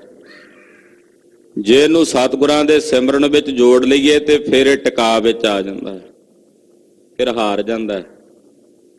ਅਬ ਹਮ ਚਲੀ ਠਾਕੁਰ ਪੈ ਹਾਰ ਫੇਰੇ ਹਾਰਦਾ, ਓਦਾਂ ਨਹੀਂ ਹਾਰਦਾ। ਤੋ ਮਨ ਦਾ ਸਾਧਣ ਦਾ ਅਭਿਆਸ ਕਰਨਾ। ਟਿਕਾ ਦੱਸ ਦਿੱਤਾ ਵੀ ਟਿਕਾ ਕੀ, ਜਦੋਂ 5 ਪ੍ਰਕਾਰ ਦੀਆਂ ਵਿਰਤੀਆਂ ਸ਼ਾਂਤ ਹੋ ਜਾਣ, ਮਨ ਅੰਤਰਮੁਖੀ ਹੋ ਜੇ, ਉਦੋਂ ਹੋ ਜਾਂਦਾ ਟਿਕਾ। ਪਰ ਉਸ ਟਿਕਾ ਨੂੰ ਪ੍ਰਾਪਤ ਕਰਨ ਵਾਸਤੇ ਜਿਹੜਾ ਅਭਿਆਸ ਕੀਤਾ ਜਾਂਦਾ, ਪ੍ਰਯਾਸ ਕੀਤਾ ਜਾਂਦਾ ਹੈ, ਤਿਸ ਕੋ ਨਾਮ ਲਖੋ ਅਭਿਆਸ। ਉਹਨੂੰ ਅਭਿਆਸ ਕਹਿੰਦੇ ਆ ਮਹਾਂਪੁਰਸ਼। ਵੀ ਮੋੜ ਮੋੜ ਕੇ ਮਨ ਨੂੰ ਲਿਆਉਣਾ। ਗੁਰ ਸ਼ਬਦੀਓ ਮਨ ਹੋੜੀ ਹੈ, ਗੁਰੂ ਕੇ ਸ਼ਬਦ ਦੁਆਰਾ ਮੋੜ ਮੋੜ ਕੇ ਲਿਆਉਣਾ। ਇਹਨੇ ਫਿਰ ਜਾਣਾ, ਫਿਰ ਮੋੜ ਕੇ ਲਿਆਉਣਾ, ਫਿਰ ਜਾਣਾ, ਫਿਰ ਮੋੜ ਕੇ ਲਿਆਉਣਾ। ਕਹਿੰਦੇ ਏਦਾਂ ਬਾਰ-ਬਾਰ ਪ੍ਰਯਾਸ ਕਰਨਾ ਮਨ ਨੂੰ ਟਿਕਾਉਣ ਲਈ, ਇਹਨੂੰ ਮਹਾਂਪੁਰਸ਼ ਅਭਿਆਸ ਕਹਿੰਦੇ ਹਨ। ਸੋ ਅਭਿਆਸ ਹੈ ਦੋਏ ਪ੍ਰਕਾਰ। ਹੁਣ ਇਹ ਅਭਿਆਸ ਵੀ 2 ਪ੍ਰਕਾਰ ਦਾ ਹੈ। ਆਖੋ ਸਤਿਨਾਮ ਸ਼੍ਰੀ ਵਾਹਿਗੁਰੂ। ਇਹ ਵੀ ਅੱਗੇ 2 ਤਰ੍ਹਾਂ ਦਾ ਹੈ ਅਭਿਆਸ, ਉਹ ਵੀ ਸੁਣੋ। ਏਕ ਅਲਪ ਦੂਸਰ ਦ੍ਰਿੜ ਧਾਰ। ਇੱਕ ਅਭਿਆਸ ਦਾ ਨਾਮ ਹੈ ਅਲਪ ਅਭਿਆਸ, ਉਹਨੂੰ ਕਹਿੰਦੇ ਨੇ ਅਲਪ ਅਭਿਆਸ ਕਿਹਾ ਜਾਂਦਾ ਹੈ। ਕਬ ਕਬ ਆਤਮ ਕੋ ਅਭਿਆਸੈ। ਤੇ ਦੂਜਾ ਹੈ ਦ੍ਰਿੜ ਅਭਿਆਸ। ਜਿਹੜਾ ਅਲਪ ਅਭਿਆਸ ਹੈ ਉਹ ਤਾਂ ਹੈ ਵੀ ਕਦੇ ਕਦੇ ਬਹਿ ਗਏ ਆਤਮਾ ਦਾ ਅਭਿਆਸ ਕਰਨ ਲਈ, ਕਦੇ ਕਦੇ, ਕਦੇ ਸਮਾਂ ਲੱਗਾ ਘੰਟਾ 2 ਘੰਟੇ ਬਹਿ ਗਏ, ਉਦੋਂ ਆਪਣਾ ਅਭਿਆਸ ਕਰਨ ਲੱਗੇ। ਇਹ ਤੋ ਅਲਪ ਨਾਮ ਕਹੋ ਭਾਸੈ। ਇਹਨੂੰ ਅਲਪ ਅਭਿਆਸ ਕਹਿੰਦੇ। ਅੱਧਾ ਘੰਟਾ ਨਿਤਨੇਮ ਕਰਕੇ ਫਿਰ ਕਹੀਏ ਸਾਡਾ ਮਨ ਨਹੀਂ ਟਿਕਿਆ। ਮੇਰਾ ਇਹ ਆਪਣੇ ਜੀਵਨ ਦਾ ਤਜਰਬਾ, ਜਦੋਂ ਅਖੰਡ ਪਾਠ ਸਾਹਿਬ ਦੀਆਂ ਰੋਲਾਂ ਲਾਉਂਦੇ ਸੀ, ਵੀ 2 ਘੰਟੇ ਜਦੋਂ ਬੈਠਣਾ, 2 ਘੰਟੇ ਤਾਂ ਮਨ ਹੀ ਨਹੀਂ ਟਿਕਦਾ ਪਹਿਲਾਂ। 2 ਘੰਟੇ ਤੋਂ ਬਾਅਦ ਮਨ ਟਿਕਣਾ ਸ਼ੁਰੂ ਹੋਣਾ ਤੇ ਇਹਨੇ ਨੂੰ ਅਗਲਾ ਪਾਠੀ ਆ ਜਾਣਾ। ਯਾਨੀ ਕਿ 2 ਘੰਟੇ 2.5 ਘੰਟੇ ਦੇ ਅਭਿਆਸ ਤੋਂ ਬਾਅਦ ਜਾ ਕੇ ਮਨ ਟਿਕਣਾ ਸ਼ੁਰੂ ਹੁੰਦਾ। ਇੰਨੇ ਨੂੰ ਤਾਂ ਸਾਡੀ ਸਮਾਪਤੀ ਵੀ ਹੋ ਜਾਂਦੀ ਹੈ, ਰਜਾਈ ਲੈ ਕੇ ਦੁਬਾਰਾ ਵੀ ਸੌਂ ਜਾਂਦੇ ਹਾਂ ਘੰਟੇ 'ਚ ਨਿਤਨੇਮ ਕਰਕੇ। ਫਿਰ ਕਹਿੰਦੇ ਆ ਸਾਡਾ ਮਨ ਨਹੀਂ ਟਿਕਦਾ। ਅਭਿਆਸ ਤਾਂ ਕਰੀਏ, ਪ੍ਰਯਾਸ ਤਾਂ ਕੀਤਾ ਨਹੀਂ। ਆ ਜਿਹੜੇ ਬੱਚੇ ਪੜ੍ਹਾਈ ਕਰਦੇ ਆ, ਉੱਚੀਆਂ ਪੜ੍ਹਾਈਆਂ ਕਰਦੇ ਆ, 18 ਘੰਟੇ ਪੜ੍ਹਦੇ। ਜੇ ਉਹ ਆਖਣ ਵੀ ਪੜ੍ਹੀਏ ਹੀ ਨਾ, ਅਭਿਆਸ ਹੀ ਨਾ ਕਰੀਏ, ਇਦਾਂ ਹੀ ਸਾਡੇ ਪੇਪਰ ਕਲੀਅਰ ਹੋ ਜਾਣ, ਨਹੀਂ ਨਾ ਹੁੰਦੇ। ਅਭਿਆਸ ਤਾਂ ਕਰਨਾ ਪੈਂਦਾ। ਅਲਪ ਅਭਿਆਸ ਕਰਦੇ ਆ ਵੀ ਥੋੜੇ ਸਮੇਂ ਲਈ ਬਹਿ ਗਏ, ਉਹ ਤਾਂ ਹੋ ਗਿਆ ਵੀ ਅਲਪ ਅਭਿਆਸ। ਸਾਦਰ ਦੀਰਘ ਕਾਲ ਨਿਰੰਤਰ। ਦੂਜਾ ਹੈ ਦ੍ਰਿੜ ਅਭਿਆਸ, ਸਤਕਾਰ ਸਹਿਤ ਲੰਮੇ ਸਮੇਂ ਲਈ ਬੈਠਣਾ। ਸਰੀਰ ਦੀ ਕਿਰਿਆ ਨੂੰ ਸੋਧ ਕੇ ਘਟੋ ਘੱਟ 2.5 ਘੰਟੇ ਮਹਾਂਪੁਰਸ਼ ਕਹਿੰਦੇ ਆ ਬੈਠੋ ਨਿਤਨੇਮ ਕਰਨ ਵਾਸਤੇ। 2.5 ਘੰਟੇ ਦਾ ਸਮਾਂ ਜਿਹੜਾ ਉਹ ਘਟੋ ਘੱਟ ਆਪਣੇ ਜੀਵਨ ਦਾ ਬਣਾਓ। 24 ਘੰਟਿਆਂ ਦਾ ਦਸਵੰਧ ਬਣਦਾ ਹੈ। ਸੋ ਦ੍ਰਿੜ ਭੂਮ ਰੂਪ ਲਖ ਅੰਤਰ। ਕਹਿੰਦੇ ਫਿਰ ਇਹਨੂੰ ਦ੍ਰਿੜ ਅਭਿਆਸ, ਜਦੋਂ ਇਹ ਦ੍ਰਿੜ ਅਭਿਆਸ ਕਰਾਂਗੇ ਫਿਰ ਮਨ ਟਿਕਾ ਵਿੱਚ ਆਉਂਦਾ, ਫਿਰ ਮਨ ਸਹਿਜੇ ਸਹਿਜੇ ਟਿਕਣਾ ਸ਼ੁਰੂ ਹੁੰਦਾ। ਇਹਨੂੰ ਦ੍ਰਿੜ ਅਭਿਆਸ ਬੋਲਦੇ ਹਨ। ਮਿਟੀ ਪ੍ਰੀਤ ਵਿਸ਼ਿਆਨ ਤੇ ਜਬੈ। ਫਿਰ ਅੱਗੇ ਵਿਰਾਗ ਦੱਸਦੇ ਨੇ। ਵਿਰਾਗ ਦਾ ਸਰੂਪ ਕੀ ਹੈ? ਵਿਰਾਗ ਮਨ ਬੈਰਾਗ ਭਇਆ, ਦਰਸ਼ਨ ਦੇਖਣ ਕਾ ਚਾਓ। ਮਨ ਬੈਰਾਗੈ ਗੇ, ਖੋਜਤੀ ਦਰਸਾਰ। ਵਿਰਾਗ, 9ਵੇਂ ਪਾਤਸ਼ਾਹ ਕਿਤਨਾ ਵਿਰਾਗ ਬਖਸ਼ਦੇ ਆਪਣੀ ਬਾਣੀ 'ਚ। ਆਹਾ, ਮਨ ਕੀ ਮਨ ਹੀ ਮਾਹੇ ਰਹੀ। ਕੱਲ ਸ਼ਾਮ ਨੂੰ ਮਹਾਰਾਜ ਜੀ ਹੁਕਮਨਾਮਾ ਬਖਸ਼ ਰਹੇ ਸੀ ਦਰਬਾਰ ਸਾਹਿਬ ਤੋਂ, 9ਵੇਂ ਪਾਤਸ਼ਾਹ ਹਰਿਮੰਦਰ ਸਾਹਿਬ ਤੋਂ। ਮਨ ਕੀ ਮਨ ਹੀ ਮਾਹੇ ਰਹੀ, ਨਾ ਹਰ ਭਜੇ ਨਾ ਤੀਰਥ ਸੇਵੇ, ਚੋਟੀ ਕਾਲ ਗਹੀ। ਵਿਰਾਗ, ਹੁਣ ਵਿਰਾਗ ਕੀ ਹੈ ਦੱਸਦੇ ਨੇ। ਮਿਟੀ ਪ੍ਰੀਤ, ਦੁਬਾਰਾ ਪੜ੍ਹੀਏ ਜੀ। ਮਿਟੀ ਪ੍ਰੀਤ ਵਿਸ਼ਿਆਨ ਤੇ ਜਬੈ। ਜਦੋਂ ਵਿਸ਼ਿਆਂ ਤੋਂ ਬਿਰਤੀ ਮਿਟ ਜਾਂਦੀ, ਪ੍ਰੀਤ ਮਿਟ ਜਾਂਦੀ, ਵਿਸ਼ਿਆਂ ਵੱਲੋਂ ਪ੍ਰਾਮਤਾ ਹੋ ਜਾਏ। ਆਹਾ, ਗੁਰੂ ਸਾਹਿਬ ਕਿਰਪਾ ਕਰਨ। ਵਿਸ਼ੇ ਜਿੰਨੇ ਨੇ ਸੰਸਾਰ ਦੇ, ਉਹਨਾਂ ਵੱਲੋਂ ਪ੍ਰੀਤ ਉਪਰਾਮ ਹੋ ਜਾਏ ਵੀ ਇਹ ਤਾਂ ਸਭ ਨਾਸ਼ਵਾਨ ਹੈ। ਜਦੋਂ ਇਸ ਤਰ੍ਹਾਂ ਵਿਸ਼ਿਆਂ ਤੋਂ ਪ੍ਰੀਤ ਮਿਟ ਜਾਵੇ, ਨਾਮ ਵਿਰਾਗ ਹੋਤ ਹੀ ਤਬੈ, ਉਹਨੂੰ ਕਹਿੰਦੇ ਨੇ ਵਿਰਾਗ। ਜਦੋਂ ਵਿਸ਼ਿਆਂ ਪ੍ਰਤੀ ਮਨ 'ਚ ਪ੍ਰੀਤ ਨਾ ਰਹੇ, ਸਾਡਾ ਤਾਂ ਮਨ ਛੱਡਦਾ ਹੀ ਨਹੀਂ ਵਿਸ਼ੇ। ਕਬੀਰ ਜੀ ਮਹਾਰਾਜ ਜੀ ਦੱਸਦੇ ਆ ਨਾ, ਬਿਖੈ ਬਿਖੈ ਕੀ ਬਾਸ਼ਨਾ ਤਜੀ ਨਹਿ ਜਾਈ, ਅਨਕ ਜਤਨ ਕਰ ਰਾਖੀਐ ਫਿਰ ਲਪਟਾਈ। ਬਿਖੈ ਬਿਖੈ ਕੀ ਬਾਸ਼ਨਾ, ਮਹਾਰਾਜ ਛੱਡਦੀ ਨਹੀਂ। ਗ੍ਰਹਿ ਤਜ ਬਨ ਖੰਡ ਜਾਈਐ, ਚੁਨ ਖਾਈਐ ਕੰਦਾ, ਅਜੂ ਬੇਕਾਰ ਨ ਛੋੜਈ, ਪਾਪੀ ਮਨ ਮੰਦਾ। ਕਿਵ ਛੂਟੋਂ ਕੈਸੇ ਤਰੋਂ, ਭਵ ਜਲ ਨਿਧ ਭਾਰੀ, ਰਾਖ ਰਾਖ ਮੇਰੇ ਬੀਠਲਾ ਜਨ ਸ਼ਰਨ। ਮਹਾਰਾਜ ਤੁਹਾਡੀ ਸ਼ਰਨ ਹੈ। ਵਿਸ਼ਿਆਂ ਦੀ ਵਿਰਾਗ, ਵਿਸ਼ਿਆਂ ਦੀ ਪ੍ਰੀਤ ਹਟ ਜਾਣੀ ਮਨ ਚੋਂ, ਇਹਨੂੰ ਵਿਰਾਗ ਕਹਿੰਦੇ ਹਨ। ਸੋ ਵੈਰਾਗ ਹੈ ਚਾਰ ਪ੍ਰਕਾਰ। ਹਾਂ ਭਾਈ, ਅੱਗੇ ਵਿਰਾਗ ਵੀ ਸੁਣੋ। ਹੁਣ ਵਿਰਾਗ ਵੀ ਚਾਰ ਪ੍ਰਕਾਰ ਦਾ ਹੈ। ਚਾਰ ਪ੍ਰਕਾਰ ਦਾ ਵਿਰਾਗ ਦੱਸਦੇ ਆ ਅੱਗੇ। ਵਿਰਾਗ ਦੀਆਂ ਵੀ ਅੱਗੇ ਚਾਰ ਕੈਟਾਗਰੀਆਂ ਨੇ, ਚਾਰ ਹਿੱਸੇ ਕਹਿ ਲਈਏ। ਹੁਣ ਉਹ ਚਾਰ ਪ੍ਰਕਾਰ ਦਾ ਜਿਹੜਾ ਵਿਰਾਗ ਹੈ ਉਹ ਸੁਣੀਏ। ਇੱਕ ਯਤਮਾਨ ਵਿਤਰੇਕ ਵਿਚਾਰ। ਇੱਕ ਦਾ ਨਾਮ ਹੈ ਯਤਮਾਨ, ਦੂਸਰੇ ਦਾ ਨਾਮ ਹੈ ਵਿਤਰੇਕ। ਵੇਖੋ ਇਹ ਨਾਮ ਕੈਸੇ ਸੁੰਦਰ ਨੇ। ਇੱਕ ਵੈਰਾਗ ਦਾ ਨਾਮ ਹੈ ਯਤਮਾਨ ਤੇ ਦੂਸਰੇ ਦਾ ਨਾਮ ਹੈ ਵਿਤਰੇਕ। ਇੱਕ ਇੰਦਰੈ ਅਰ ਵਸੀਕਾਰ ਕਹੈ। ਔਰ ਤੀਸਰਾ ਹੈ ਇੱਕ ਇੰਦਰੀ ਵੈਰਾਗ, ਔਰ ਚੌਥਾ ਹੈ ਵਸੀਕਾਰ ਵੈਰਾਗ। ਇਹ ਚਾਰ ਪ੍ਰਕਾਰ ਦਾ ਵੈਰਾਗ ਹੈ। ਇਨਕੇ ਲੱਛਣ ਭਨੋ ਜਥਾਲ ਹੈ। ਭਾਈ ਸਾਹਿਬ ਨੇ ਜਦੋਂ ਦੱਸੇ ਨਾ ਚਾਰੇ ਵੈਰਾਗ ਤੇ ਸਿੰਘਾਂ ਬੇਨਤੀ ਕੀਤੀ, ਭਾਈ ਦਇਆ ਸਿੰਘ ਜੀ ਇਹਨਾਂ ਦਾ ਚਾਰਾਂ ਦਾ ਸਾਨੂੰ ਨਾਂ ਤਾਂ ਤੁਸੀਂ ਦੱਸ ਦਿੱਤਾ, ਪਰ ਇਹਦੇ ਬਾਰੇ ਸਾਨੂੰ ਪਤਾ ਨਹੀਂ ਲੱਗਾ ਵੀ ਯਤਮਾਨ ਕੀ ਹੁੰਦਾ ਹੈ, ਵਿਤਰੇਕ ਕੀ ਹੈ, ਵਸੀਕਾਰ ਕੀ ਹੈ, ਇੱਕ ਇੰਦਰੀ ਕੀ ਹੈ। ਇਹਦੇ ਬਾਰੇ ਸਾਨੂੰ ਵਿਆਖਿਆ ਕਰਕੇ ਦੱਸੋ ਭਾਈ ਸਾਹਿਬ। ਤੇ ਫਿਰ ਭਾਈ ਸਾਹਿਬ ਕਹਿੰਦੇ ਸੁਣੋ ਭਾਈ, ਇਹਨਾਂ ਚਾਰਾਂ ਦੇ ਵੱਖੋ ਵੱਖਰੇ ਰੂਪ ਤੁਹਾਨੂੰ ਦੱਸਦੇ ਹਾਂ। ਦੁੱਖ ਰੂਪ ਸੰਸਾਰ ਪਛਾਨਾ। ਪਹਿਲਾ ਦੱਸਦੇ ਨੇ ਯਤਮਾਨ, ਯਤਮਾਨ ਵੈਰਾਗ। ਇਹ ਕੀ ਹੈ ਕਿ ਇਹ ਸਾਰੇ ਸੰਸਾਰ ਨੂੰ ਦੁੱਖ ਰੂਪ ਕਰਕੇ ਜਾਣਨਾ ਕਿ ਸਾਰਾ ਸੰਸਾਰ ਦੁੱਖ ਰੂਪ ਹੈ। ਨਾਨਕ ਦੁਖੀਆ ਸਭ ਸੰਸਾਰ, ਕਿ ਇਹ ਸਾਰਾ ਸੰਸਾਰ ਦੁੱਖ ਰੂਪ ਹੈ। ਜਦੋਂ ਸੰਸਾਰ ਨੂੰ ਦੁੱਖ ਰੂਪ ਕਰਕੇ ਜਾਣਨਾ, ਵੇਖਣਾ, ਸੰਤਨ ਸੇਵਾ ਰੁਚੀ ਮਹਾਨਾ। ਸੰਸਾਰ ਨੂੰ ਦੁੱਖ ਰੂਪ ਜਾਣ ਕੇ ਸੰਤਾਂ ਦੀ ਸੇਵਾ ਕਰਨੀ ਰੁਚੀ ਨਾਲ। ਇਹ ਸੰਸਾਰ ਦੁੱਖਮਈ ਹੈ, ਕਿਆ ਕਰਨਾ ਇਹਦੇ ਵਿੱਚ ਖਚਿਤ ਹੋ ਕੇ? ਸਤਿਪੁਰਸ਼ਾਂ ਦੀ ਸੇਵਾ ਕਰੀਏ, ਰੱਬ ਦੇ ਪਿਆਰਿਆਂ ਦੀ, ਮਹਾਂਪੁਰਸ਼ਾਂ ਦੀ ਸੰਗਤ ਕਰੀਏ, ਉਹਨਾਂ ਦੀ ਸੇਵਾ ਕਰੀਏ। ਸਤ ਰੂਪ ਪਰਮੇਸ਼ਰ ਪਾਉ। ਔਰ ਇਹਦੇ ਨਾਲ ਮੈਨੂੰ ਸਤ ਰੂਪ ਪਰਮੇਸ਼ਰ ਦੀ ਪ੍ਰਾਪਤੀ ਹੋਵੇਗੀ। ਜੋ ਸਤ ਸਰੂਪ ਵਾਹਿਗੁਰੂ ਪਰਮੇਸ਼ਰ ਹੈ ਉਹ ਮੈਨੂੰ ਪ੍ਰਾਪਤ ਹੋਵੇਗਾ।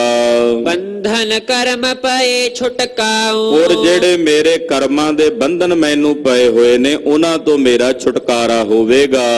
ਇਸ ਕੋ ਯਤਮਾਨ ਕਹਿ ਜਾਨ। ਇਹਨੂੰ ਕਹਿੰਦੇ ਨੇ ਯਤਮਾਨ ਵੈਰਾਗ।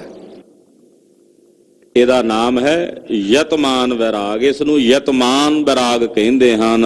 ਸੰਤਨ ਸੰਗਤ ਕੀਨ ਮਹਾਨ। ਇਹੋ ਜਿਹਾ ਵੈਰਾਗ ਧਾਰਨ ਕਰਕੇ ਸੰਤਾਂ ਦੀ ਸੰਗਤ ਕੀਤੀ ਜਾਂਦੀ ਹੈ, ਮਹਾਪੁਰਸ਼ਾਂ ਦੀ, ਸਾਧੂਆਂ ਦੀ ਸੰਗਤ ਕੀਤੀ ਜਾਂਦੀ ਹੈ। ਲਗਿਓ ਵਿਚਾਰਨ ਗੁਣ ਅਰ ਦੋਖ।